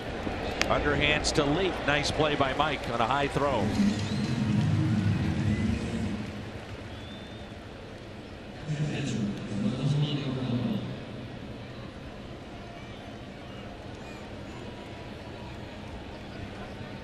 So the home run by Gonzalez to make it 5-1 Dodgers. We play here in the top of the 6th with 1 out. Pitch count at 76 for Leake, who's due up second for the Cardinals. Part of always with a manager, it's not just pitch count, watching a guy labor. It's also when you're trailing in a game. That's off the glove of Garcia, and you have to come back. You start counting down the outs to an extent too. How many chances do you have in coming back as Yasmani Grandal singles into center field? Well, so far this season, as long as you have the 7th, 8th, and 9th, you have enough room to work with for the Cardinals. They have been phenomenal the last 3. Not a bad pitch. Good effort again by Greg Garcia on the dive.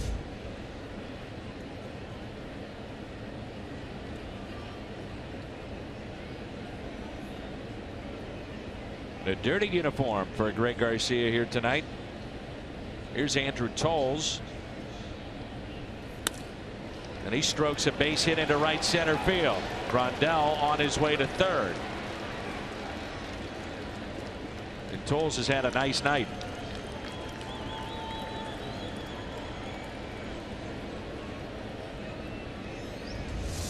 Started out the season, as we mentioned, in A-ball. And he hit like crazy. Went to Double-A, then Triple-A, into big leagues. 23 stolen bases at all of those minor league stops, including 6 home runs. So he's got some occasional power too. And all he's done is hit. Very rare for a hitter, especially, Dan, to go that many leaps in one season. Sure. Sometimes a pitcher gets hot and just figures it out and then does the jumping. But for a hitter to do that, I think that's extraordinary. Well, it's imperative that both starters give their clubs innings tonight because of what happened last night, 16 innings. Certainly that's the case for the Dodgers, as they used a ton of their pitching the day before. Strike two, Peterson. Cardinals didn't make a move. The Dodgers did to get Stripling, so that may even that out a little bit. You'd assume he's got a number of innings that he can go in the Dodgers bullpen.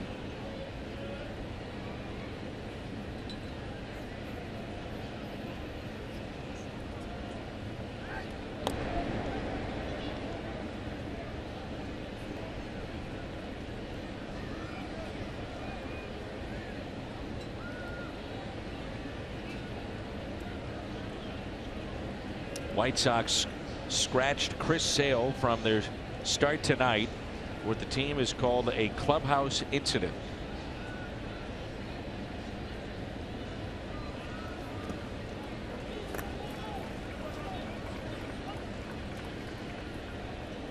When I first heard he was scratched, the assumption would be that he was being held out because of a deal that was imminent, because his name has been mentioned with a lot of teams.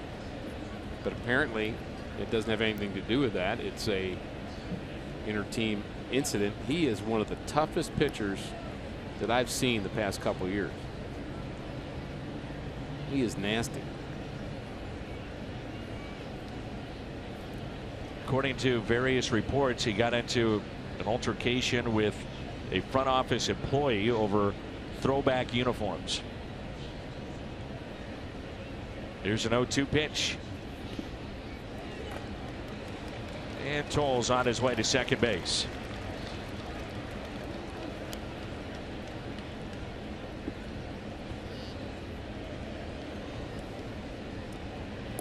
Interesting situation now. You're ahead 1-2 in the count because this pitch down in the dirt takes a funny hop, kicks away from Rosario with first base open. Maeda up next. Do you gamble with pitching to Peterson even though you're already ahead in the count? It's a bit of a tweener here as far as I'm concerned. Certainly don't give him anything he can handle, but Maeda's a 094 hitter on deck. According to multiple reports, Chris Sale did not want to wear the White Sox throwback uniforms, and the matter then escalated. Got into an altercation with a front office personnel and scratch from the start. They weren't the shorts, were they? I don't think so. You played for the White Sox. One of your stops along the way. Thankfully not the year they wore the shorts. Infield is drawn in. 1 ball, 2 strikes on Jock Peterson. Just missed.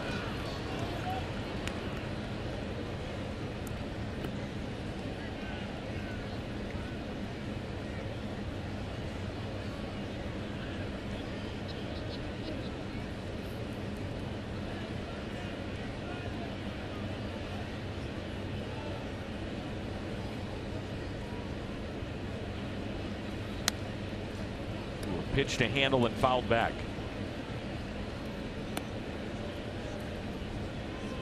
Really an intriguing situation as far as I'm concerned on the strategy of the game of baseball, as that pitch caught a little bit too much of the plate. As you mentioned, a good swing from Peterson. Count now even at 2-2. First base is open. There's 1 out. You'd love to see the pitcher up now, but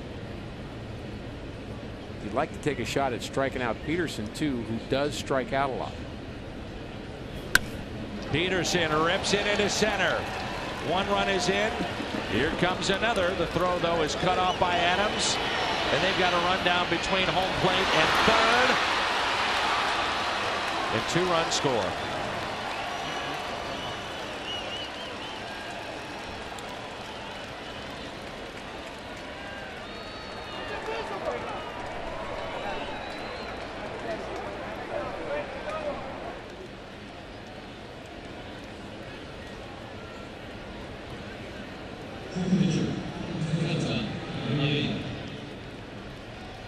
Sometimes the choice works, sometimes it doesn't. They pitch to Peterson. This is a good throw in, and Adams has it. Doesn't know that Toles is caught off. Then he throws low to Rosario, tries to block it, gets it away, and Speed forcing an error for the Cardinals. That's their first error in quite some time, but a costly one.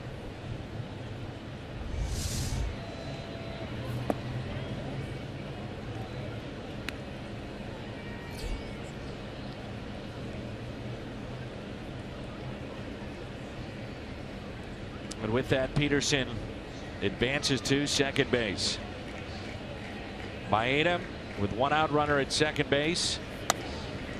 You talked about it, Ricky, the decision to or not to pitch to Peterson, and it comes back to haunt the Cardinals. And again, I would say complicated by the fact that you were ahead of him 0-2, then 1-2, then 2-2. And as he got deeper into the count, or more, I should say, even in the count, gave him a little bit more of an advantage, and it worked out for LA. Maeda pops it up. Aledmys Diaz under it, and he makes the catch. Hit a home run with the Hilton St. Louis at the ballpark and the St. Louis Union Station Hotel. Choose one of our Cardinals baseball packages and score for your team. Go to HiltonSt.Louis.com or call 314-421-1776. We get Utley here. You have Leake due up second. If he gets him in a quick fashion, you might think about one more inning, just because of how taxed the bullpen is, even though you're down by 6. And the other side of it says if this was any other game in which he didn't play 16 the night before, he'd be out. I think you have 3 innings out of your bullpen. I think Sokolovic, Rosenthal didn't throw yesterday. I think they would have 3 innings between the 2 of them. I think you could patch together some other innings. I'd like to see him just be done here. Base hit into center field. The wave the runner home. Throw is in time. Strong throw in center field to get Joc Pederson.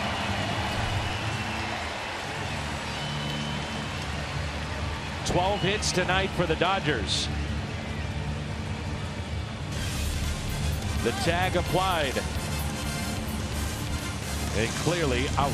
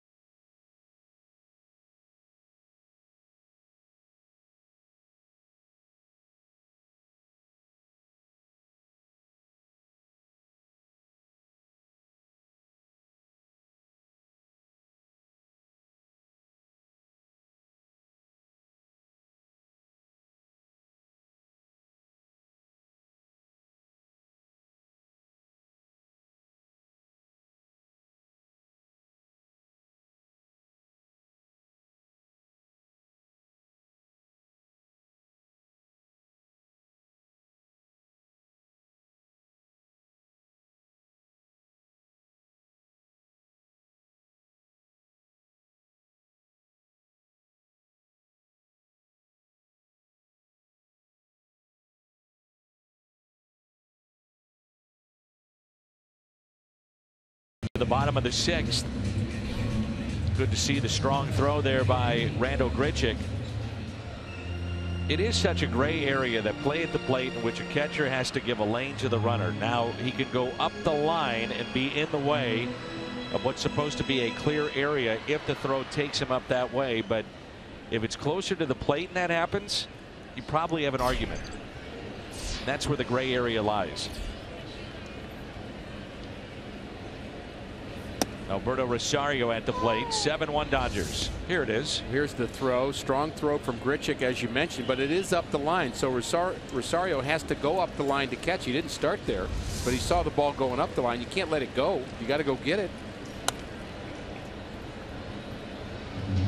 I'm with you. I mean, I want to see the protection of the players and everybody come away healthy. But to me, this rule, in terms of the lane, it's just too gray of an area. But clearly he started in front of home plate. Yes. That's where you're supposed to start. And he just went to catch the ball up the line. Oh, I think that play he was right on. I mean, you got to do what he had to do.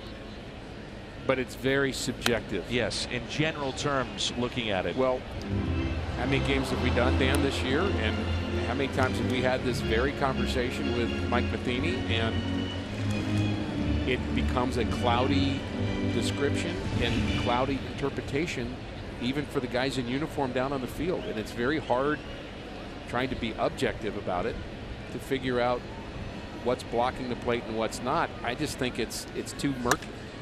Rosario with a base hit into right field. Toles bobbles it. Rosario heading to second base. Look at that arm from the young man. Save is Rosario.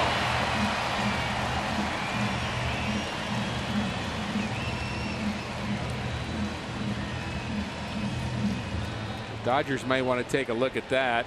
Dave Roberts is standing out in front of the Dodger dugout. Sure looked like he was out as far as he was concerned. Throw clearly beat him. Let's talk about that throw. This is a cannon from right field. Well, we wondered how many tools Toles has. Well, that's a tool right there. That is a perfect throw. And the question is the hand on the outer or in the inner part of the base as Seager attempts to tag? Does he tag between the arms or does he get the hand? Looks like he is between the hands, perhaps. And then the question becomes, and look at the position of Dana DeMuth. He's right on top of it, his face right in it to see if he stays on the bag. Wow, is that close? I can't tell there. And then he's right on the bag with his right hand as well. The question is, was he tagged initially or not? It's really tough to see if he gets the glove down on the hand. If he did, he just grazed him. What a throw from that young man right there. Safe or not, terrific throw. I love watching players throw the baseball. You know, you mentioned the B on the hat earlier, the Dodgers wearing the Brooklyn hat. Today is Nomar Garciaparra's birthday, who is in the broadcast booth for the Dodgers, but it's also Pee Wee Reese's birthday. It would be his birthday, and Don Drysdale, two of the great Dodgers of all time.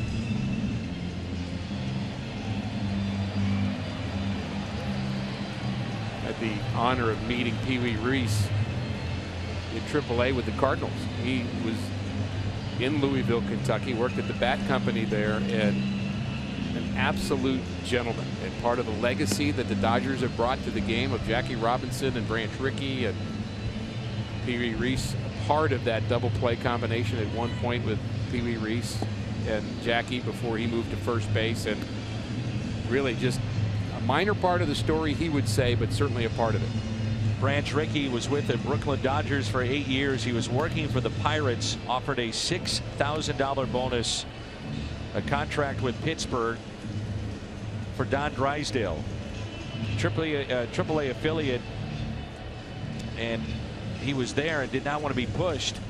And his father stepped in, Drysdale's father, and said, well, we want to make sure he's ready to pitch in the major leagues. So he was this close away from being a Pirate, and winds up over some money. He signed with $4,000 with the Dodgers, and he joined them at the age of 19.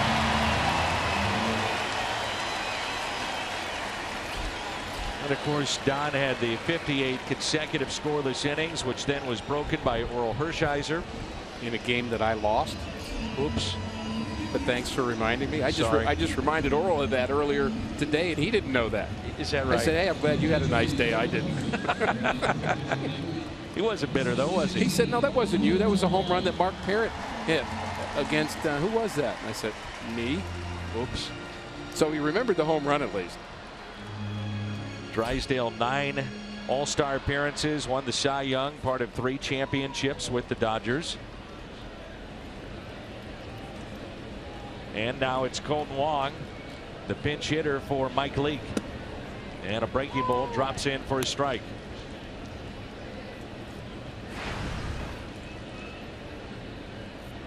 So think about that. The Pirates offer more money to Drysdale, but his dad says, no, no, no, don't rush him. So he winds up $4,000 signing with the Dodgers. Fastball out. 1 ball, 1 strike. Gibson, Drysdale, Koufax, what an era of pitching that was. Awesome.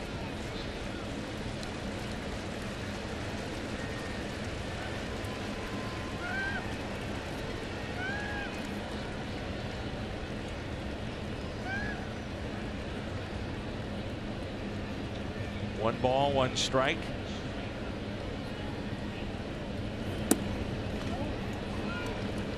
It's amazing how many people we get that watch our games across the country. That includes Scott Washburn, who is a huge Cardinal fan, living in Texas now, but never misses a Cardinals game, and his favorite player at the plate, Colton Wong. So thank you for tuning in, Scott Washburn. The 2-1 pitch to Wong. Base hit into right. Rosario had to make sure that that ball got through. And the Cardinals have runners at first and third and nobody out.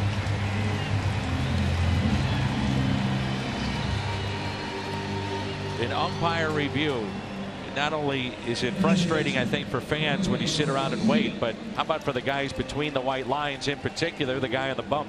Well, the pitchers certainly are allowed to throw some tosses while they wait.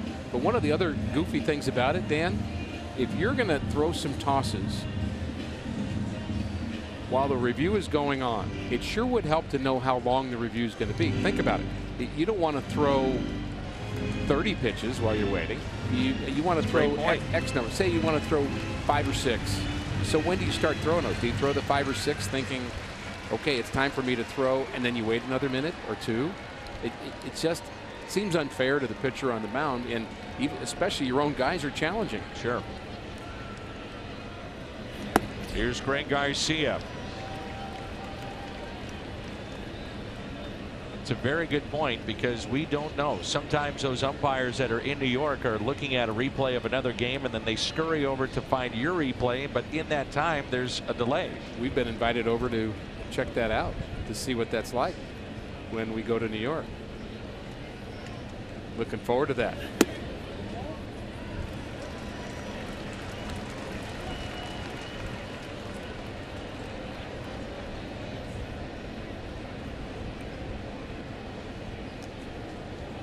Dana Demuth, crew chief, always have a little more responsibility with the crew. Most experienced, most veteran, wisest of the crew normally. 2-1.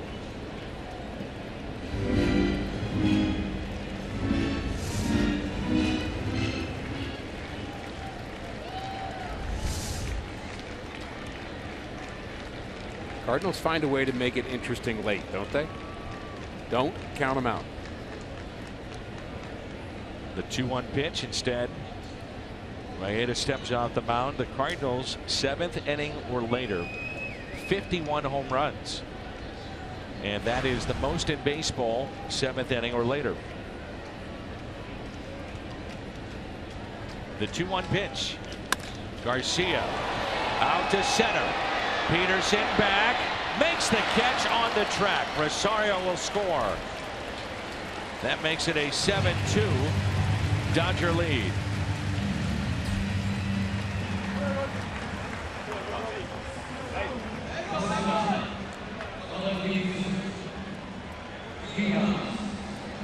Well, Greg Garcia gave it a ride.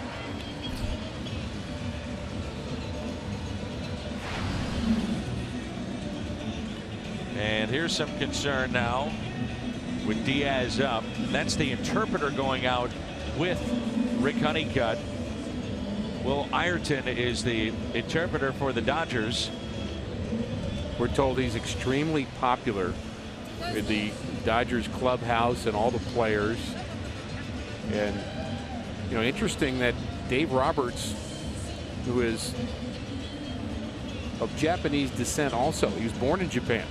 The Dodgers manager speaks a little bit of Japanese, but they still have an interpreter there to make sure they're getting it 100% right. Roberts, by the way, almost odd to say this, the first minority manager of the Los Angeles Dodgers. Think about the great tradition of the Dodgers.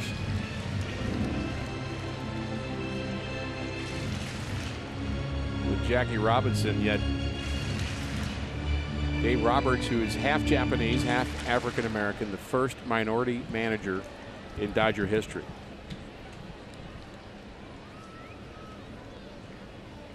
So the runner at first, and now Aledmys Diaz. Wouldn't be a Cardinal baseball game without the obligatory picture of Eugene Koo, who we thought may get the start tomorrow night. We were taking all kinds of suggestions, and that was mine, Eugene Koo. I'm not sure of his baseball background. Are you? Did he play? Did not play. My understanding, no. But interesting, he is asked to translate very specific, detailed conversations between a coach and a player about baseball. So he's gonna, not only is he translating, but he's probably learning a lot of baseball this year. Could you imagine being in those conversations? The pitchers' meetings, talking about backup sliders and sliders off the corner, and what are you talking about? Eugene, a very bright guy, well educated.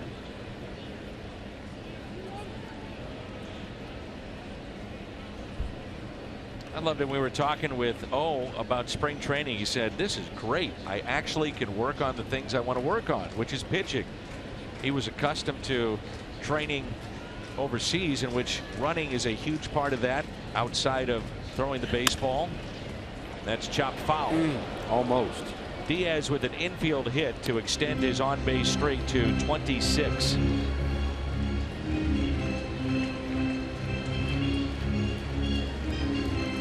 Tyler Lyons there on the left. He was sensational last night. 4 2/3 and allowed just 1 hit.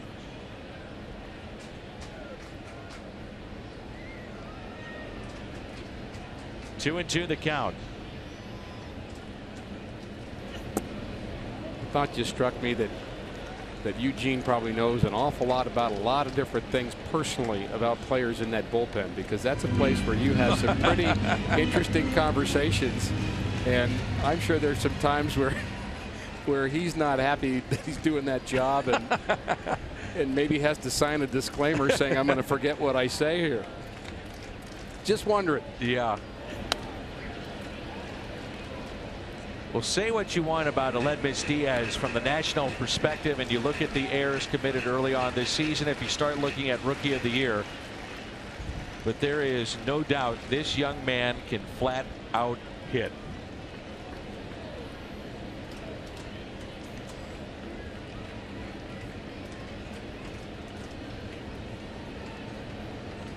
The 3-2 pitch.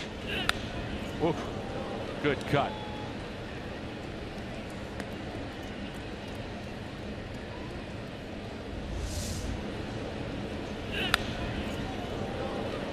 Just missed it right on that pitch. You see that ball fouled back, you know he's right on it.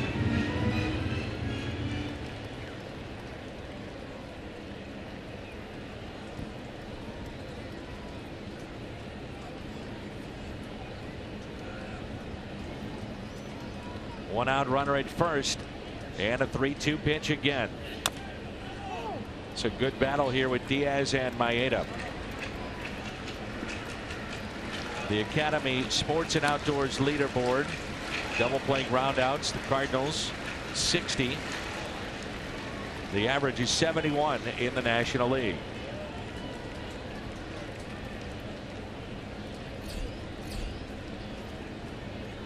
Eight pitches in this at bat.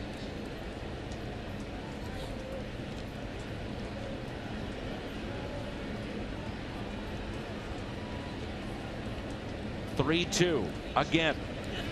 Diaz. Fly ball out to left. Another hard hit ball, but the out as Kendrick makes the catch for out number 2.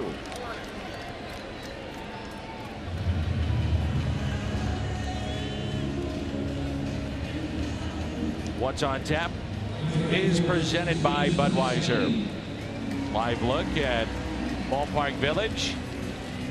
Wacha Syndergaard will come your way from Citi Field in New York at 5:30. That opens up a 3-city road trip for the Cardinals. New York, Miami, Cincinnati. Very important trip coming up. Great matchup.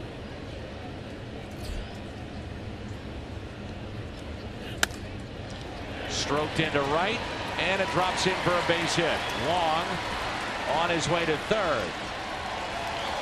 With 2 outs, he takes the chance. It pays off. Runners at the corners for the Cardinals, and they are 1 swing away from being right back in this game. I'm a little surprised Colton tested that arm that we just saw from the right fielder Tolles, and some may wonder why was Colton not at second base on one of the long fly balls. But I think he made the right move, thinking that if the ball would have gone over the head of Peterson in center or over the head in left, that he might have been able to score anyway. And from first base, so I think he was making the right move. Didn't work out, but the Cardinals have something going late again. That was your AT&T high-speed replay. Chevy called to the pen. We'll tell you about the change when we come back.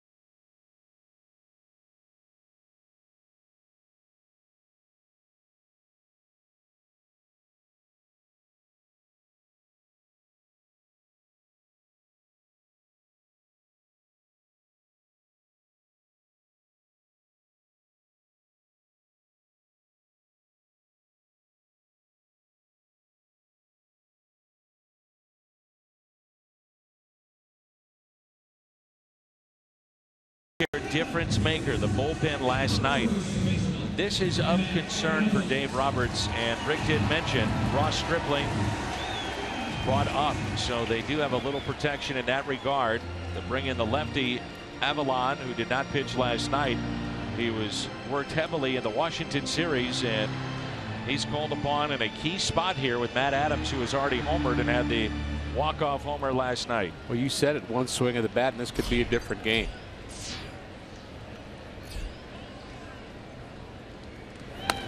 Adams with a fly ball. 1 pitch. 1 out. 3rd and final out. So Avalon comes in and gets Matt Adams. 7-2.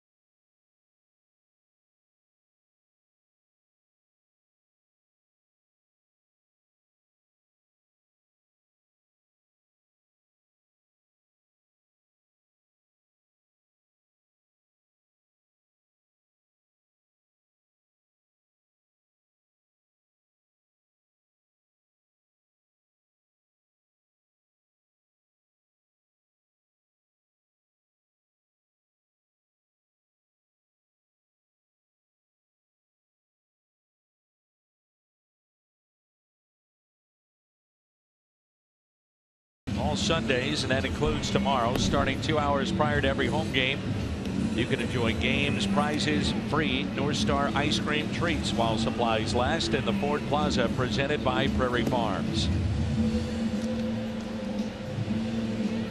Trevor Rosenthal, one of the pitchers not used last night. It's Archevi called to the pen. And depending on how this inning goes, it may be a 2-inning appearance. Well, I think you'd love to see Trevor get 2 innings. The more he's out there, the more he'll get the feel back. And of course, being out there more includes length of a appearance as well as multiple appearances, but we haven't seen him much lately. And you know, he's on that road back, and part of that road is playing catch and getting your mind re-energized and refocused, but you've got to get out on the mound to do it as well.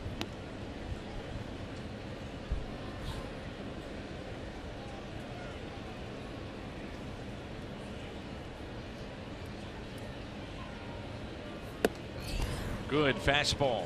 1 ball, 1 strike on Corey Seager. Turner on deck, and then Gonzalez, who is homered here tonight.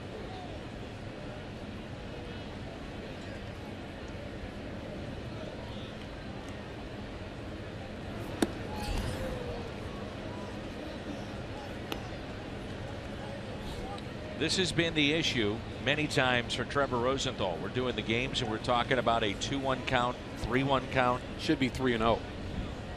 Seager gave him a break on the second delivery. All 4 of them up in the air. And a fly ball into center. The catch made by Randall Grichuk.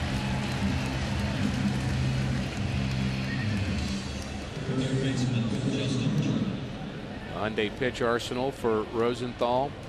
80% fastballs, clearly his best pitch. He has the changeup, which, when right, can be a wipeout pitch for him. Cutter at times is good.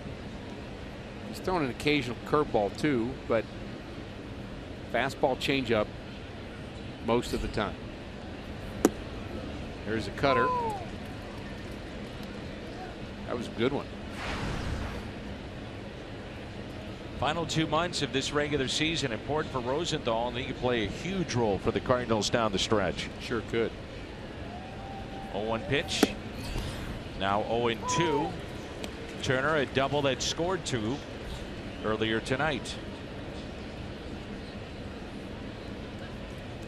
Odd to say this about Rosenthal, but I don't really care about his velocity. I care about his movement and his hop and location of his fastball.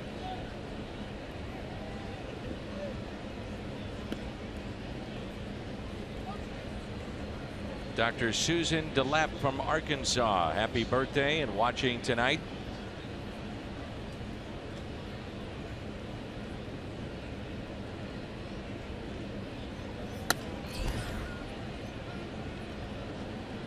Well, the thing that's been, I think, frustrating for the Cardinals from their perspective is that you watch Rosenthal and you see the fastball, you see the velocity. It's not a significant dip, so you know physically he's right.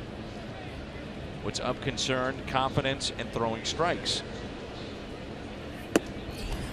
That pitch at 98. So there's confidence, throwing strikes, and is it a 96 or 97 that's straight as an arrow and right down the middle of the plate, or has it got the hop to it? And Kevin Segras is a guy that velocity isn't really his story. He's just got hop on his fastball. Hung that breaking ball, or cutter. And a base hit into center field for Justin Turner.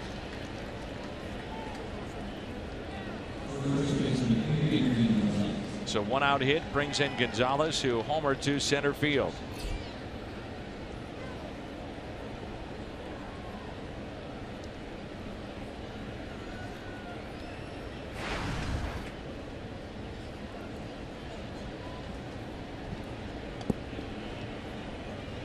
For 3 with that home run back in the 6th.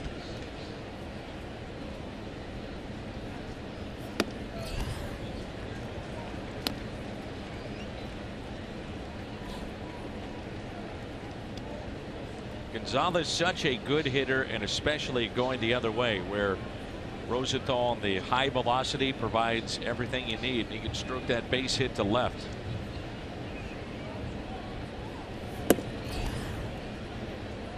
One ball and 1 strike.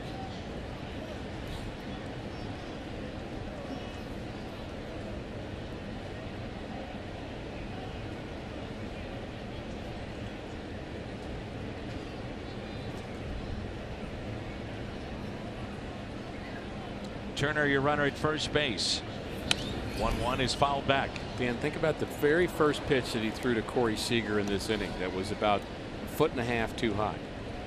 So the command's off on pitch number 1. The next pitch has no real purpose off the pitch before because it was so far off of what was intended. So it's not, let me get him a cutter in, then throw fastball away, and then change. There's none of that can happen because the command is off. It's hard to have a plan. Out there, safe there. So strikeout of Gonzalez, Turner back in safely. So I love Trevor Rosenthal. I mean, he's just a wonderful guy to be around. He just struck out a batter, and we all should be thrilled, but he missed his spot by 4 feet. Supposed to be down and in. The target's down and in. It's supposed to be a down and in pitch. Look where it is. Now it worked, and we're all happy about that, but that's not going to work in the long run. Runner goes, and no chance for Rosario as Justin Turner was halfway to second before that pitch was even delivered.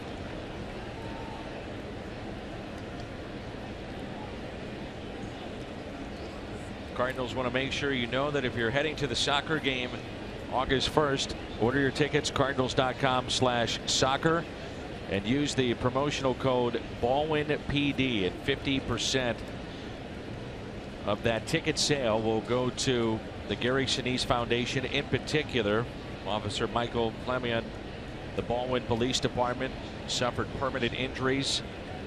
We're going to try to help him out. So if you're thinking about coming to the soccer game, know that your ticket is going to a great cause. Some Cardinal fans may be saying, is that proper to steal second base in a 7-2 game in the 7th inning? Everyone's entitled to their opinion. I would say absolutely. Agreed. 5-run game, 3 innings to go. Take it. The way the Cardinals come back. Exactly. 1 ball, 2 strikes with 2 outs and a runner at second.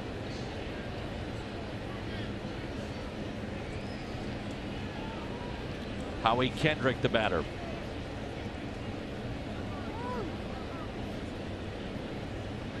It's been a couple of times, even with the runner Turner at first and here even at second, where Rosenthal hasn't even given him a second look.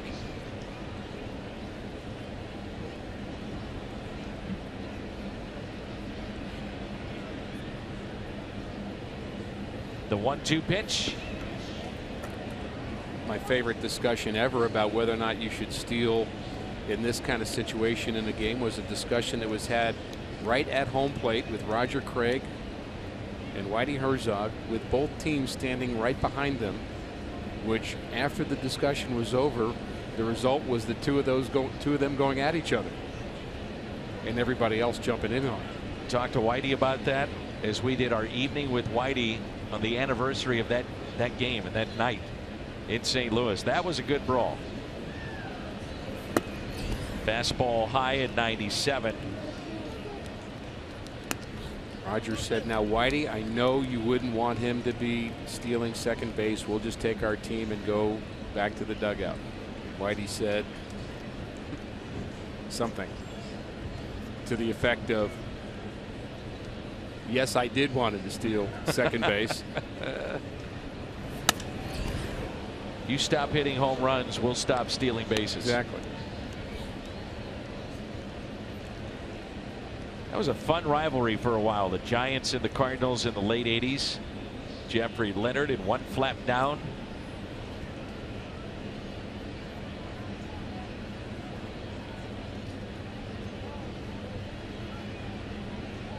Here's a 3-2 pitch by Trevor Rosenthal.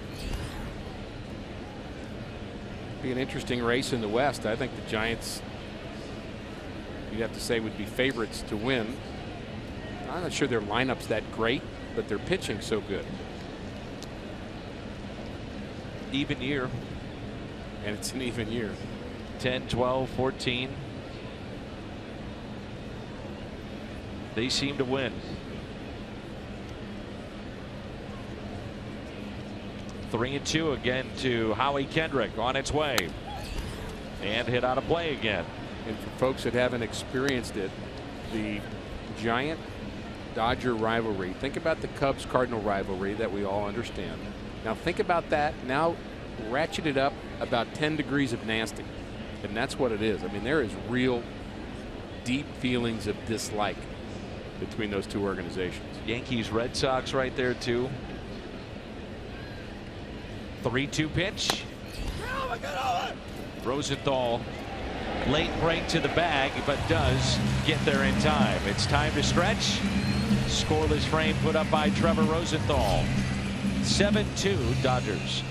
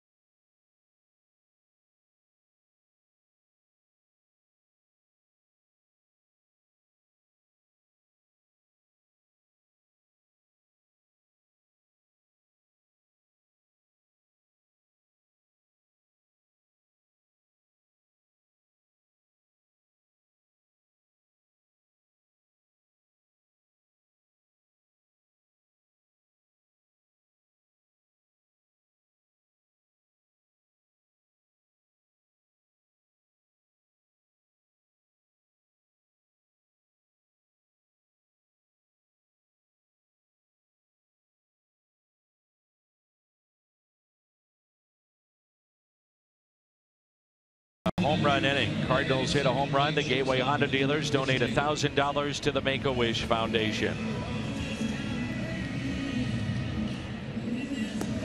Jed Jerko coming up. Part of our Kia in the driver's seat. What a week it has been. The previous 5 games, 4 with the Padres, 1 with the Dodgers, 5 home runs. He drove in 8 and a .526 average. He came in 10 for his last 19. Avalon is the pitcher. Recorded the final out back in the 6th inning. Got a fly ball off the bat of Matt Adams with 2 runners on. Taylor is in at shortstop now for the Dodgers. He'll be in the 2nd spot in their lineup.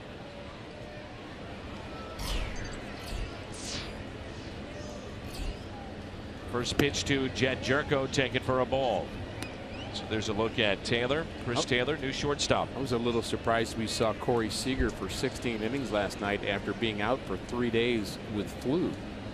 You just don't expect the guy to play a 5-hour game, and after being out, figured he was a bit weak. Sure didn't seem weak with the bat. I guess you get 4 hits your first 4 times up. They're not going to take him out. Yasmani Grandal was dealing with that flu 2 days ago, had to sit out their game. Yasiel Puig was used as a pinch hitter in the game last night. He popped out with a chance to put the Dodgers on top. Not in their lineup again tonight, dealing with a hamstring injury. And also really struggling.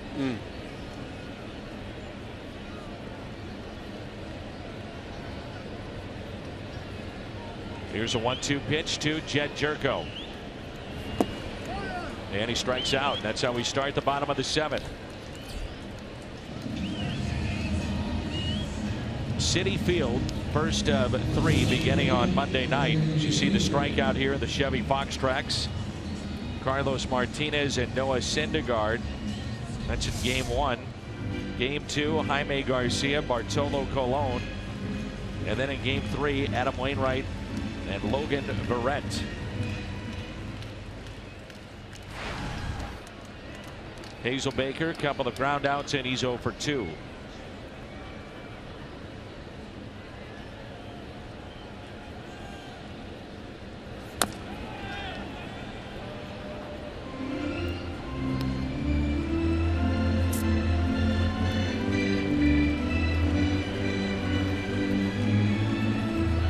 15th sellout of the year. A crowd of 45,477 on a hot night.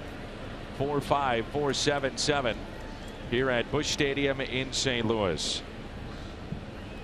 Dodgers, one of the teams that had a chance to keep Hazelbaker. Long minor league career, finally getting a chance at the big league level.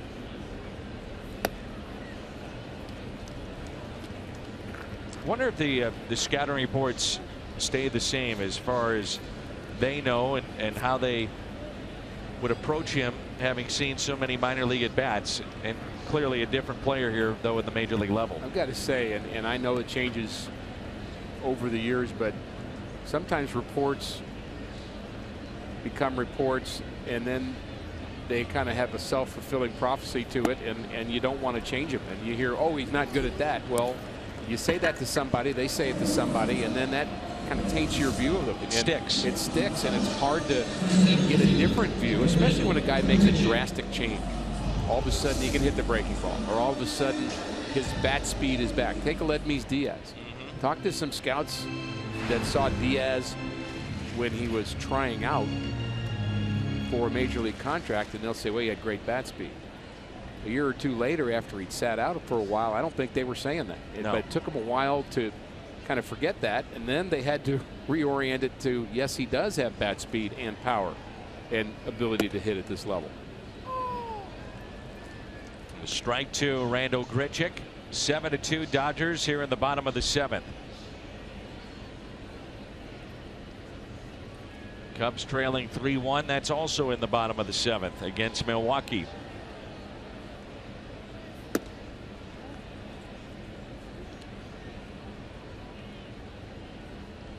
What will the Cardinals do at the trade deadline? Not sure there's any quick fix with anywhere you look at with this team. Maybe a little bullpen help if they can find it.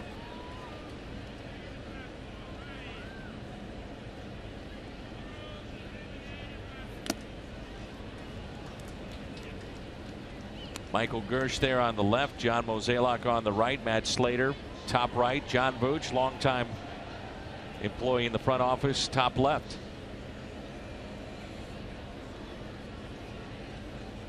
It's a good team right there. They are very sharp, each one of them.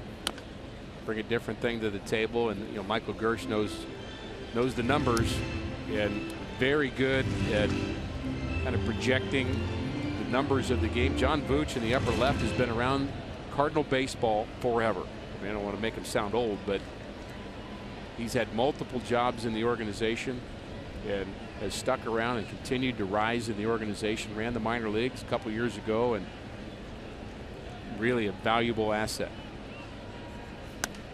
1-2. He's popped up right side. Gonzalez over and makes the catch. 8th inning rolls in when we come back, and the Dodgers have a 7-2 lead here in Game 2.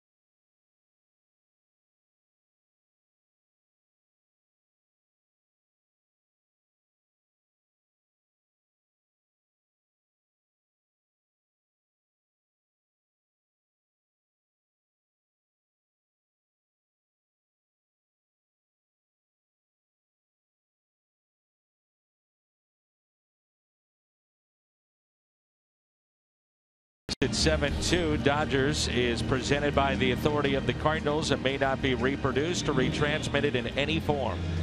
And the accounts and descriptions of this game may not be disseminated without the express written consent of the St. Louis Cardinals.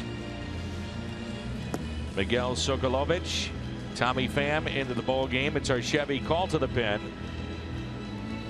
Miguel, the right-hander, and Pham is in center field. Appearance number 29 for Miguel this year.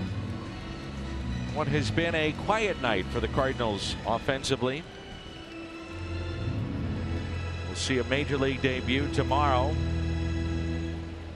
That'll be Sunday Night Baseball. No TV for us on Fox Sports Midwest. And we'll be back with you Monday night from Citi Field in New York. Yasmani Grandal. First pitch taken for a ball. We saw Sokolovich a couple of nights ago. Ended up throwing a lot of pitches. Went an inning and 2/3. But threw a lot of pitches in those 2 innings of work. Changeup his best pitch. And there it was. Grandal is grounded out, struck out, and singled and scored a run. Reminds me a little bit of Fernando Salas in terms of his pitch selection, the way he goes about his business. Fernando's still pitching for the Angels. He's the one guy in that deal that involved David Freese and Peter Bourjos, major leaguers at the time, that's still with that team that he was traded to. Cardinals got Randal Grichuk. He was in the minor leagues prior to breaking through with St. Louis. Peter Bourjos is playing every day for the Phillies for the most part. David Freese, first and third base with the Pirates. Bourjos never really got untracked here, did he? Nope. Offensively, just seemed lost and had a lot of tools and ability when he first came to the big leagues with the Angels, but just didn't seem to put it together. Had some flashes, but just couldn't sustain it.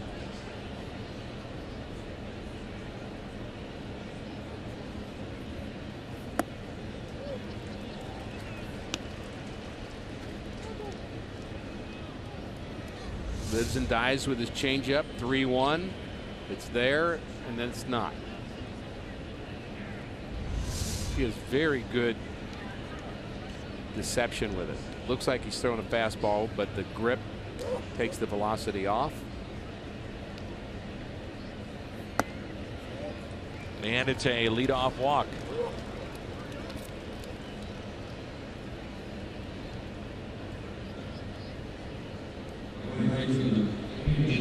Red Sox TV analyst Jerry Remy was hit in the head by a falling TV monitor. Swirling winds caused havoc in the first inning at Fenway Park, and hopefully Jerry's okay. Say he's going to be all right, but he left the ballpark. I thought it was dangerous enough being around you and McCarver and of course Al. Jimmy hasn't learned yet.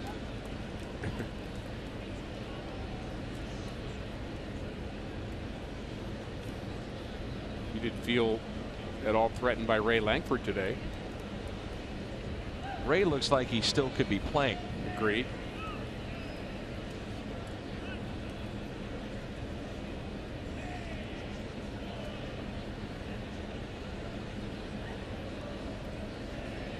Gave those numbers, and it really is eye-popping, the kind of career he had here in St. Louis. Toles with 3 hits, and he showed off a cannon for an arm in right. There are two kinds of ex-players. There's one that you look at and you say, man, he could still be playing. Look at and Ray Lankford's that. Then there's some others of us that you put us in a room and you say, I can't believe that guy ever played. You're in one of those two boats. I'm not sure. You want to name names? No, I'm not going to name so. any names. No, of course not. A few weeks ago, they wrapped up the fantasy camp here at Busch Stadium, and tickets on sale for the fantasy camp. 2 of them in the offseason down in Jupiter, Florida. Always a good time.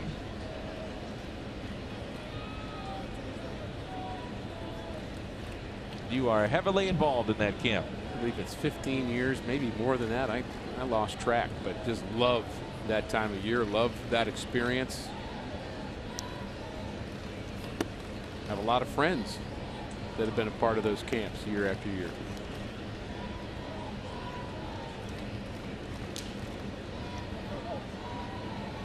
Two balls, two strikes. I mentioned it with the 06 team. You get those guys in that atmosphere and the pressure is off, and they talk about the experience of playing in the big leagues.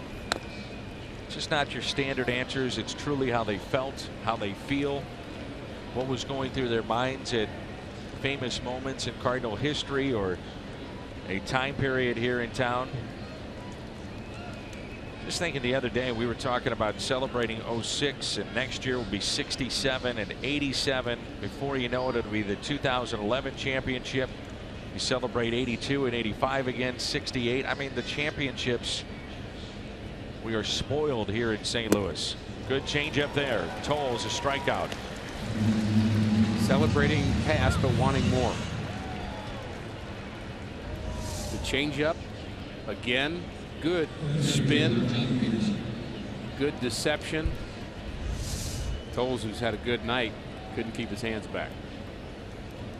The funny part about it, too, in recent Cardinals history, the two teams that I think of that were the best that didn't win, 85 Cardinals and the 2004 Cardinals. Two great teams that did not win the World Championship. 82, very good team. 11 got hot. 06 we've talked a lot about. Hot at the right time. Snuck into the playoffs, if you will. But in 2004, that team was loaded. When I turn the page back further, you get the teams of the 60s and the 40s and the 20s.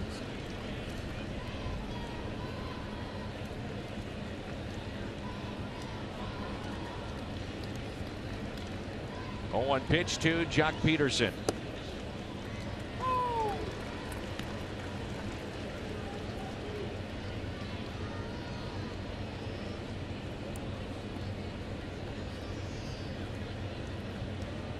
No balls, 2 strikes, short lead at first.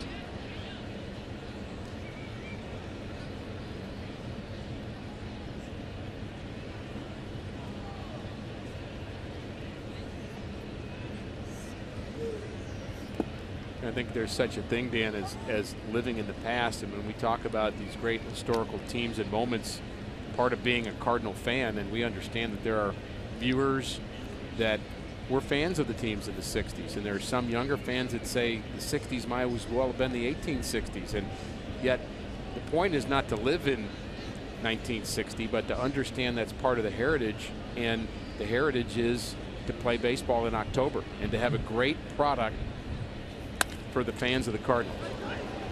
Miguel will try to corral it in. He does. The stretch by Adams as he stayed on the bag.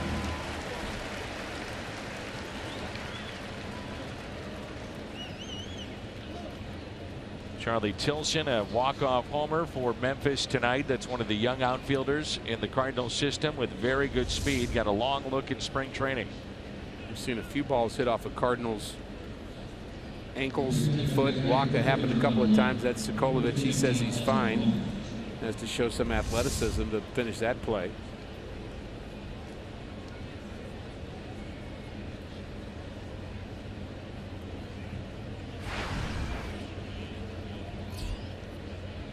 Sokolovich from Venezuela has a Eastern European name, and the town that he's from has a lot of people that emigrated from Eastern Europe to Venezuela. But he's really delightful to be around. I really enjoy him. So when you talk to Miguel or Yadi or some of the players, are you talking English or Spanish? And you are bilingual? Mostly Spanish. A lot of times I'll talk Spanish with Miguel and he'll speak English to me. Popped up. Greg Garcia makes the catch. So who knows what we're saying. 7-2. The Dodgers with the lead as we move to the bottom of the 8th here in St. Louis on a hot night.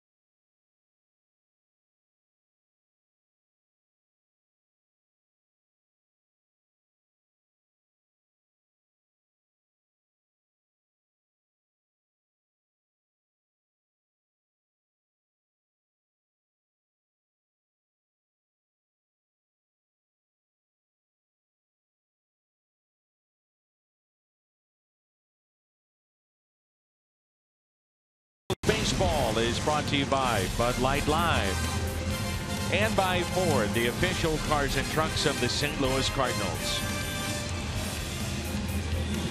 From Blue Bell, Pennsylvania, Ross Stripling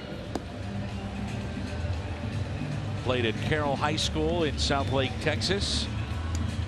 Teammate of Michael Wacha at Texas A&M. In fact, he was the star at the time. Those two still very close. They were roommates for a while. It's our Chevy call to the pen. Stripling actually made a start earlier this year against the Cardinals at Dodger Stadium. Made his major league debut earlier this season. As you get a look at Rosario, he pitched 7 1/3, did not give up a hit, but was removed after he threw 100 pitches. And there was a lot of heat on Dave Roberts at the beginning of the year for making that move. And what took off the heat was Stripling's parents going to Roberts the next day and saying, "Thank you for caring about our son." That's when you get a glimpse of the big picture, don't you? Yes. I'll never forget Dave Duncan telling me after Bud Smith threw his no-hitter in San Diego, and I was on the call with Mike Shannon on radio, and so we were doing a number of interviews afterwards. He said it's one of those situations where you hope the pitcher gives up a hit because you don't want to ruin the young man's career. Stripling to the bag at first and out. Rosario is the first out here in the bottom of the 8th. I say this somewhat kiddingly, but maybe not. I mean, what would have been the problem of just saying, hey, okay, here's the deal, especially if it's a 5-0 game or 6-0 game at the time, saying, okay, you're out of pitches. We just want you to lob the ball over the plate and see if you give it up, you give it up. Give it up. And just see if somebody hits a line drive at somebody, just if you want to. I mean, would that be cheating the game of baseball a little to do that? It's a good question. I think. What if they'd have done that against the Cardinals in New York? In that, why can't I think Johan of Santana? Johan Santana, which basically did end his career after that start. As I recall, it was a close game, though late in the game. Maybe wouldn't have worked to do what I said, but why not just say, hey, just lob one down the middle, see what happens. We were in spring training, and I went up to Terry Collins, and I said, you know, nice to see you, Terry. I do the broadcast for the Cardinals. I just have a quick question for you about a game a couple of years ago. And he stopped me right there and he said it was the toughest decision. He didn't even know what I was going to ask him. Yeah. He said it was the toughest decision I've ever had as a manager. And he said if it was a young pitcher, we would have taken him out. But Johan Santana was an accomplished pitcher. We left it up to him as to whether or not he wanted to stay in the game. And so it was completely his decision. And I'll never forget, we had a shot of Terry Collins pacing up and down the dugout with tears in his eyes.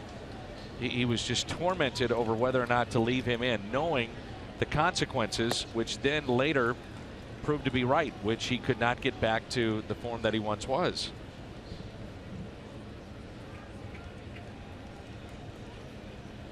It was a special night at Citi Field. First ever and only no-hitter for the Mets. There's a strikeout of Tommy Pham. For Stripling, it was ulnar collateral ligament surgery, Tommy John. So he missed the entire season in 2014. Last year he was at Double-A, the Tulsa Drillers, during most of the season. Then the Dodgers, after last season, added him to the 40-man roster.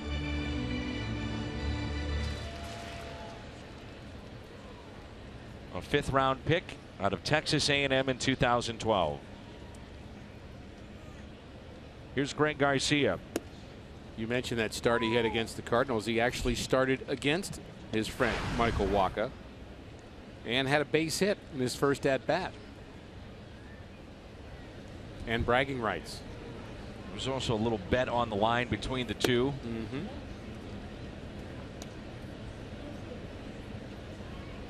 Rob Anderson is the head coach at Texas A&M, and I remember talking with him doing a college game that Wacha was pitching in, and they talked about Stripling being the guy that everybody was mentioning, as you talked about, but Wacha started adding so much velocity. What a great play that is on both ends. The stretch by Adrian Gonzalez and Justin Turner with a beauty. Sends us to the 9th. 7-2 Dodgers.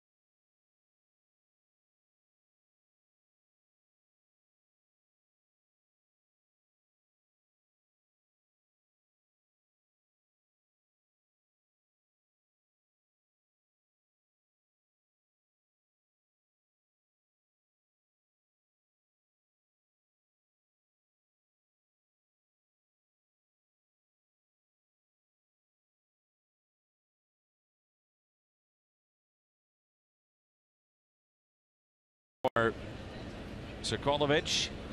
Cardinals out hit in this game 13-5, and they trail 7-2. It'll be Utley, Taylor, and Turner here for the Dodgers. We are in the top of the 9th here at Busch Stadium in St. Louis. Paul DeJong, who is a power hitting prospect for the Cardinals, his 18th home run tonight. He's at Double-A Springfield. The Cardinals, according to John Mozeliak, as healthy as they've ever been in their minor leagues. I agree. That's really saying something when you consider the amount of players that they've graduated from the minor leagues to the major leagues over the last 5 to 10 years. It's one of the reasons why they've had success. Maybe the main reason why. Got brought up to AAA years ago, and our manager called me in his office first day there and said, our team's terrible. He goes, I hear you can't break a pane of glass. I would trade every one of our players in the minor leagues, everybody. I'd back up the truck, put you all in it, and trade you for Nolan Ryan. That's how he said hello to me. So if anybody thinks their boss is a little bit harsh, that's pretty harsh. I'm telling you, that's what Joe Frazier was, the AAA manager. Ooh. Who had been a big league manager with the Mets. That's how he said hi. What was your response? First of all, he's probably right. I mean, if you could get Nolan Ryan for all of us, that might not have been a bad idea. My response, I had none, which was the way you're supposed to do it. Just go out and do your business. Nice to meet you. Thanks a lot. Right. Vote of confidence. We appreciate it. 2-2 the count here on Chase Utley. We were talking earlier, there's a strikeout of Utley on the inside corner about the slide and the rule to give a runner a path to home plate. Basically, the second base slide rule is, and they're calling it the Utley rule because of what happened at second base in the playoffs last year. Utley taking out the second baseman of the Mets, breaking his leg, Ruben Tejada. And then all of a sudden you had a rule change in the game of baseball to try to protect players on that double play. You know, there are others that got taken out at second base that are a little bit disturbed that it's probably called the Utley rule. And Mark Ellis was taken out at second base at one point, and there have been others. Marco Scutaro with Holiday. Scutaro and Holiday, exactly. And for some reason that one became the lightning rod of attention. Really did. There's Chris Taylor at the plate.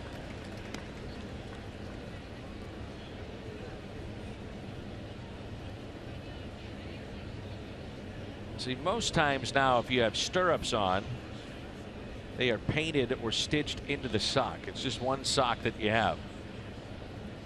Taylor's got those stirrups showing.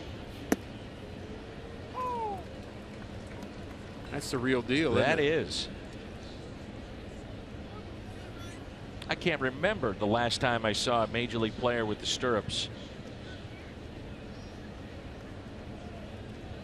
Different variation, stirrups with the stripes, but those are just socks. There's no stirrup to them. Used to be. Out number 2, put away by Diaz. If you look good, you play good. Just ask Chris Sale. Too soon. Nice play by Diaz. Drake LaRoche somewhere is nodding in approval over your statement. Yes, he is. And then there's that look and that look and that look. Was that our director, Tom Mee?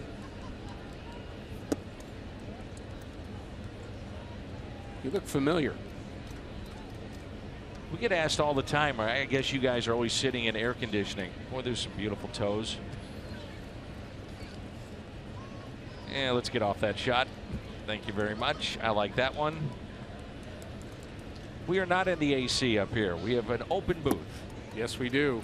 Open to the elements. Yes, they are. Hot, cold, windy. Away we go. Still looking for our first foul ball, though.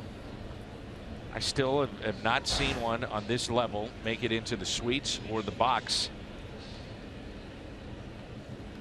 on our level. Saw it at Old Busch Stadium. Back to Miguel. Nice job. 2 scoreless innings. So the bottom of the 9th rolls in. Just a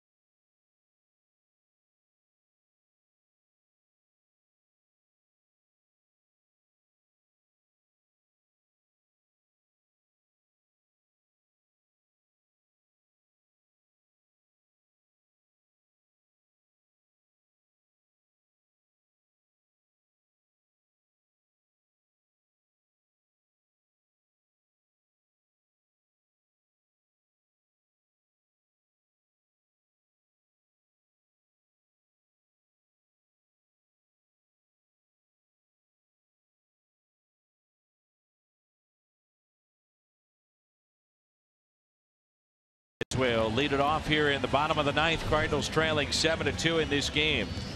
9th game tomorrow. Reminder, ESPN has the telecast. We'll be back with you on Monday night from Citi Field.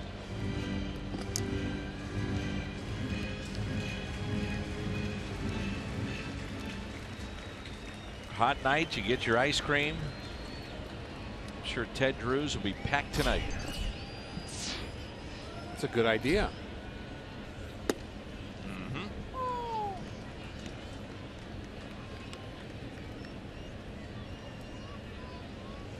Diaz, Piscotty, and Adams. Second inning of work for Ross Stripling. Dodgers got exactly what they needed tonight. Maeda, good start. That pitch is popped up.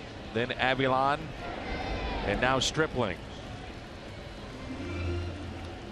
Pretty casual with that catch by that fan. No big deal. I got it. Act like you've been there before.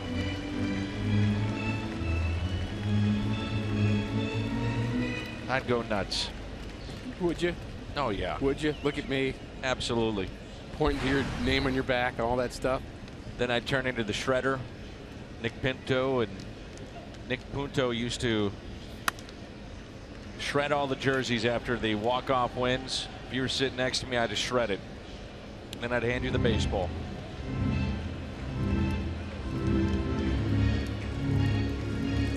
I just admire the man's humility. I think that's a better approach. Oh, stop.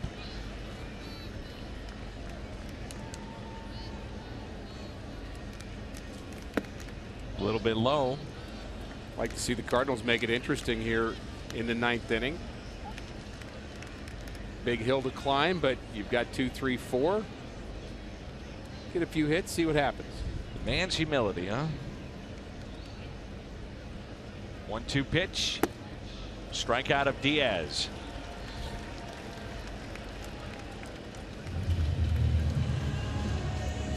Let's turn to our Budweiser player of the game.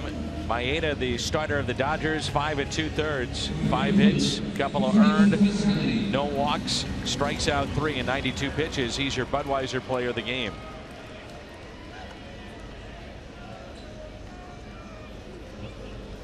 That's the M4 cap, the young man in the middle, which is a new clothing line put out by Yadier Molina and his wife, and you can get that here at the ballpark. I think they were discussing how the Cardinals can get back in this game, those 3 young men. Now, what do we do now? Manager, bench coach, pitching coach. Now what do we do? pretty stoic over there, aren't they? Got to have your game face on. How about this blast? Our Nissan drive of the game came off the bat of Matt Adams. Another no-doubter. It was his 12th of the season. Cardinals with multiple players with 10 or more home runs. Adams one of them.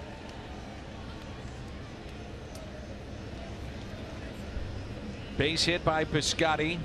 He stands at first, and that pitch taken for a ball.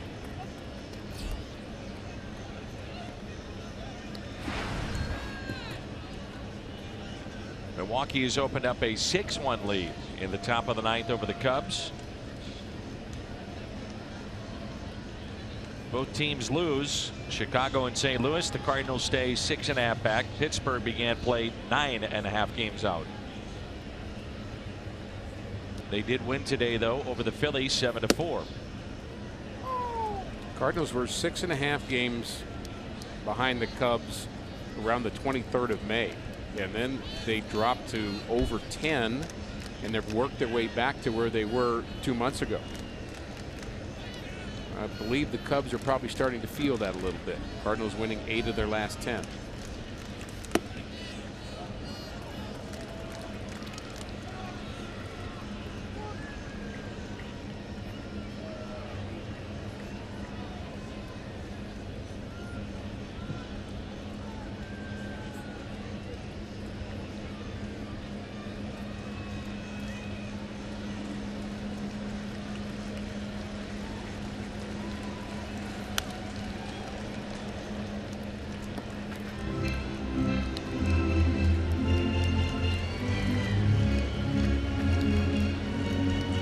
To the count on Adams.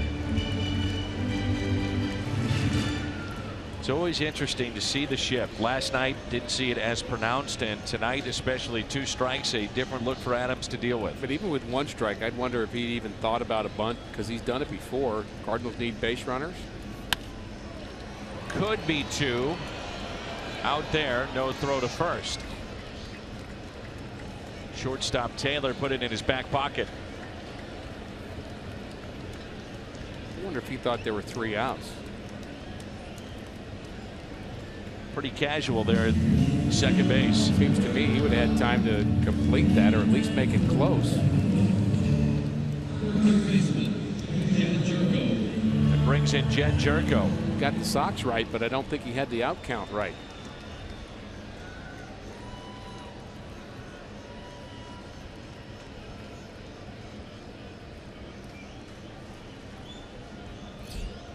Jerko came up with 2 outs yesterday, tied the game in the bottom of the ninth. 2 outs, bottom of the ninth here, and sends a fly ball to center, and this will do it. Our next telecast will be Monday night from Citi Field in New York. Sunday night baseball tomorrow as the Dodgers hold on for a 7-2 win. Cardinals have been playing so well of late, but today they just couldn't get it together against Maeda. He wins game number 9. Dave Roberts and his crew picks up a victory. 2 great franchises, the Dodgers and the Cardinals. Rubber game will be tomorrow. So 7-2 our final. Post-game show coming your way next.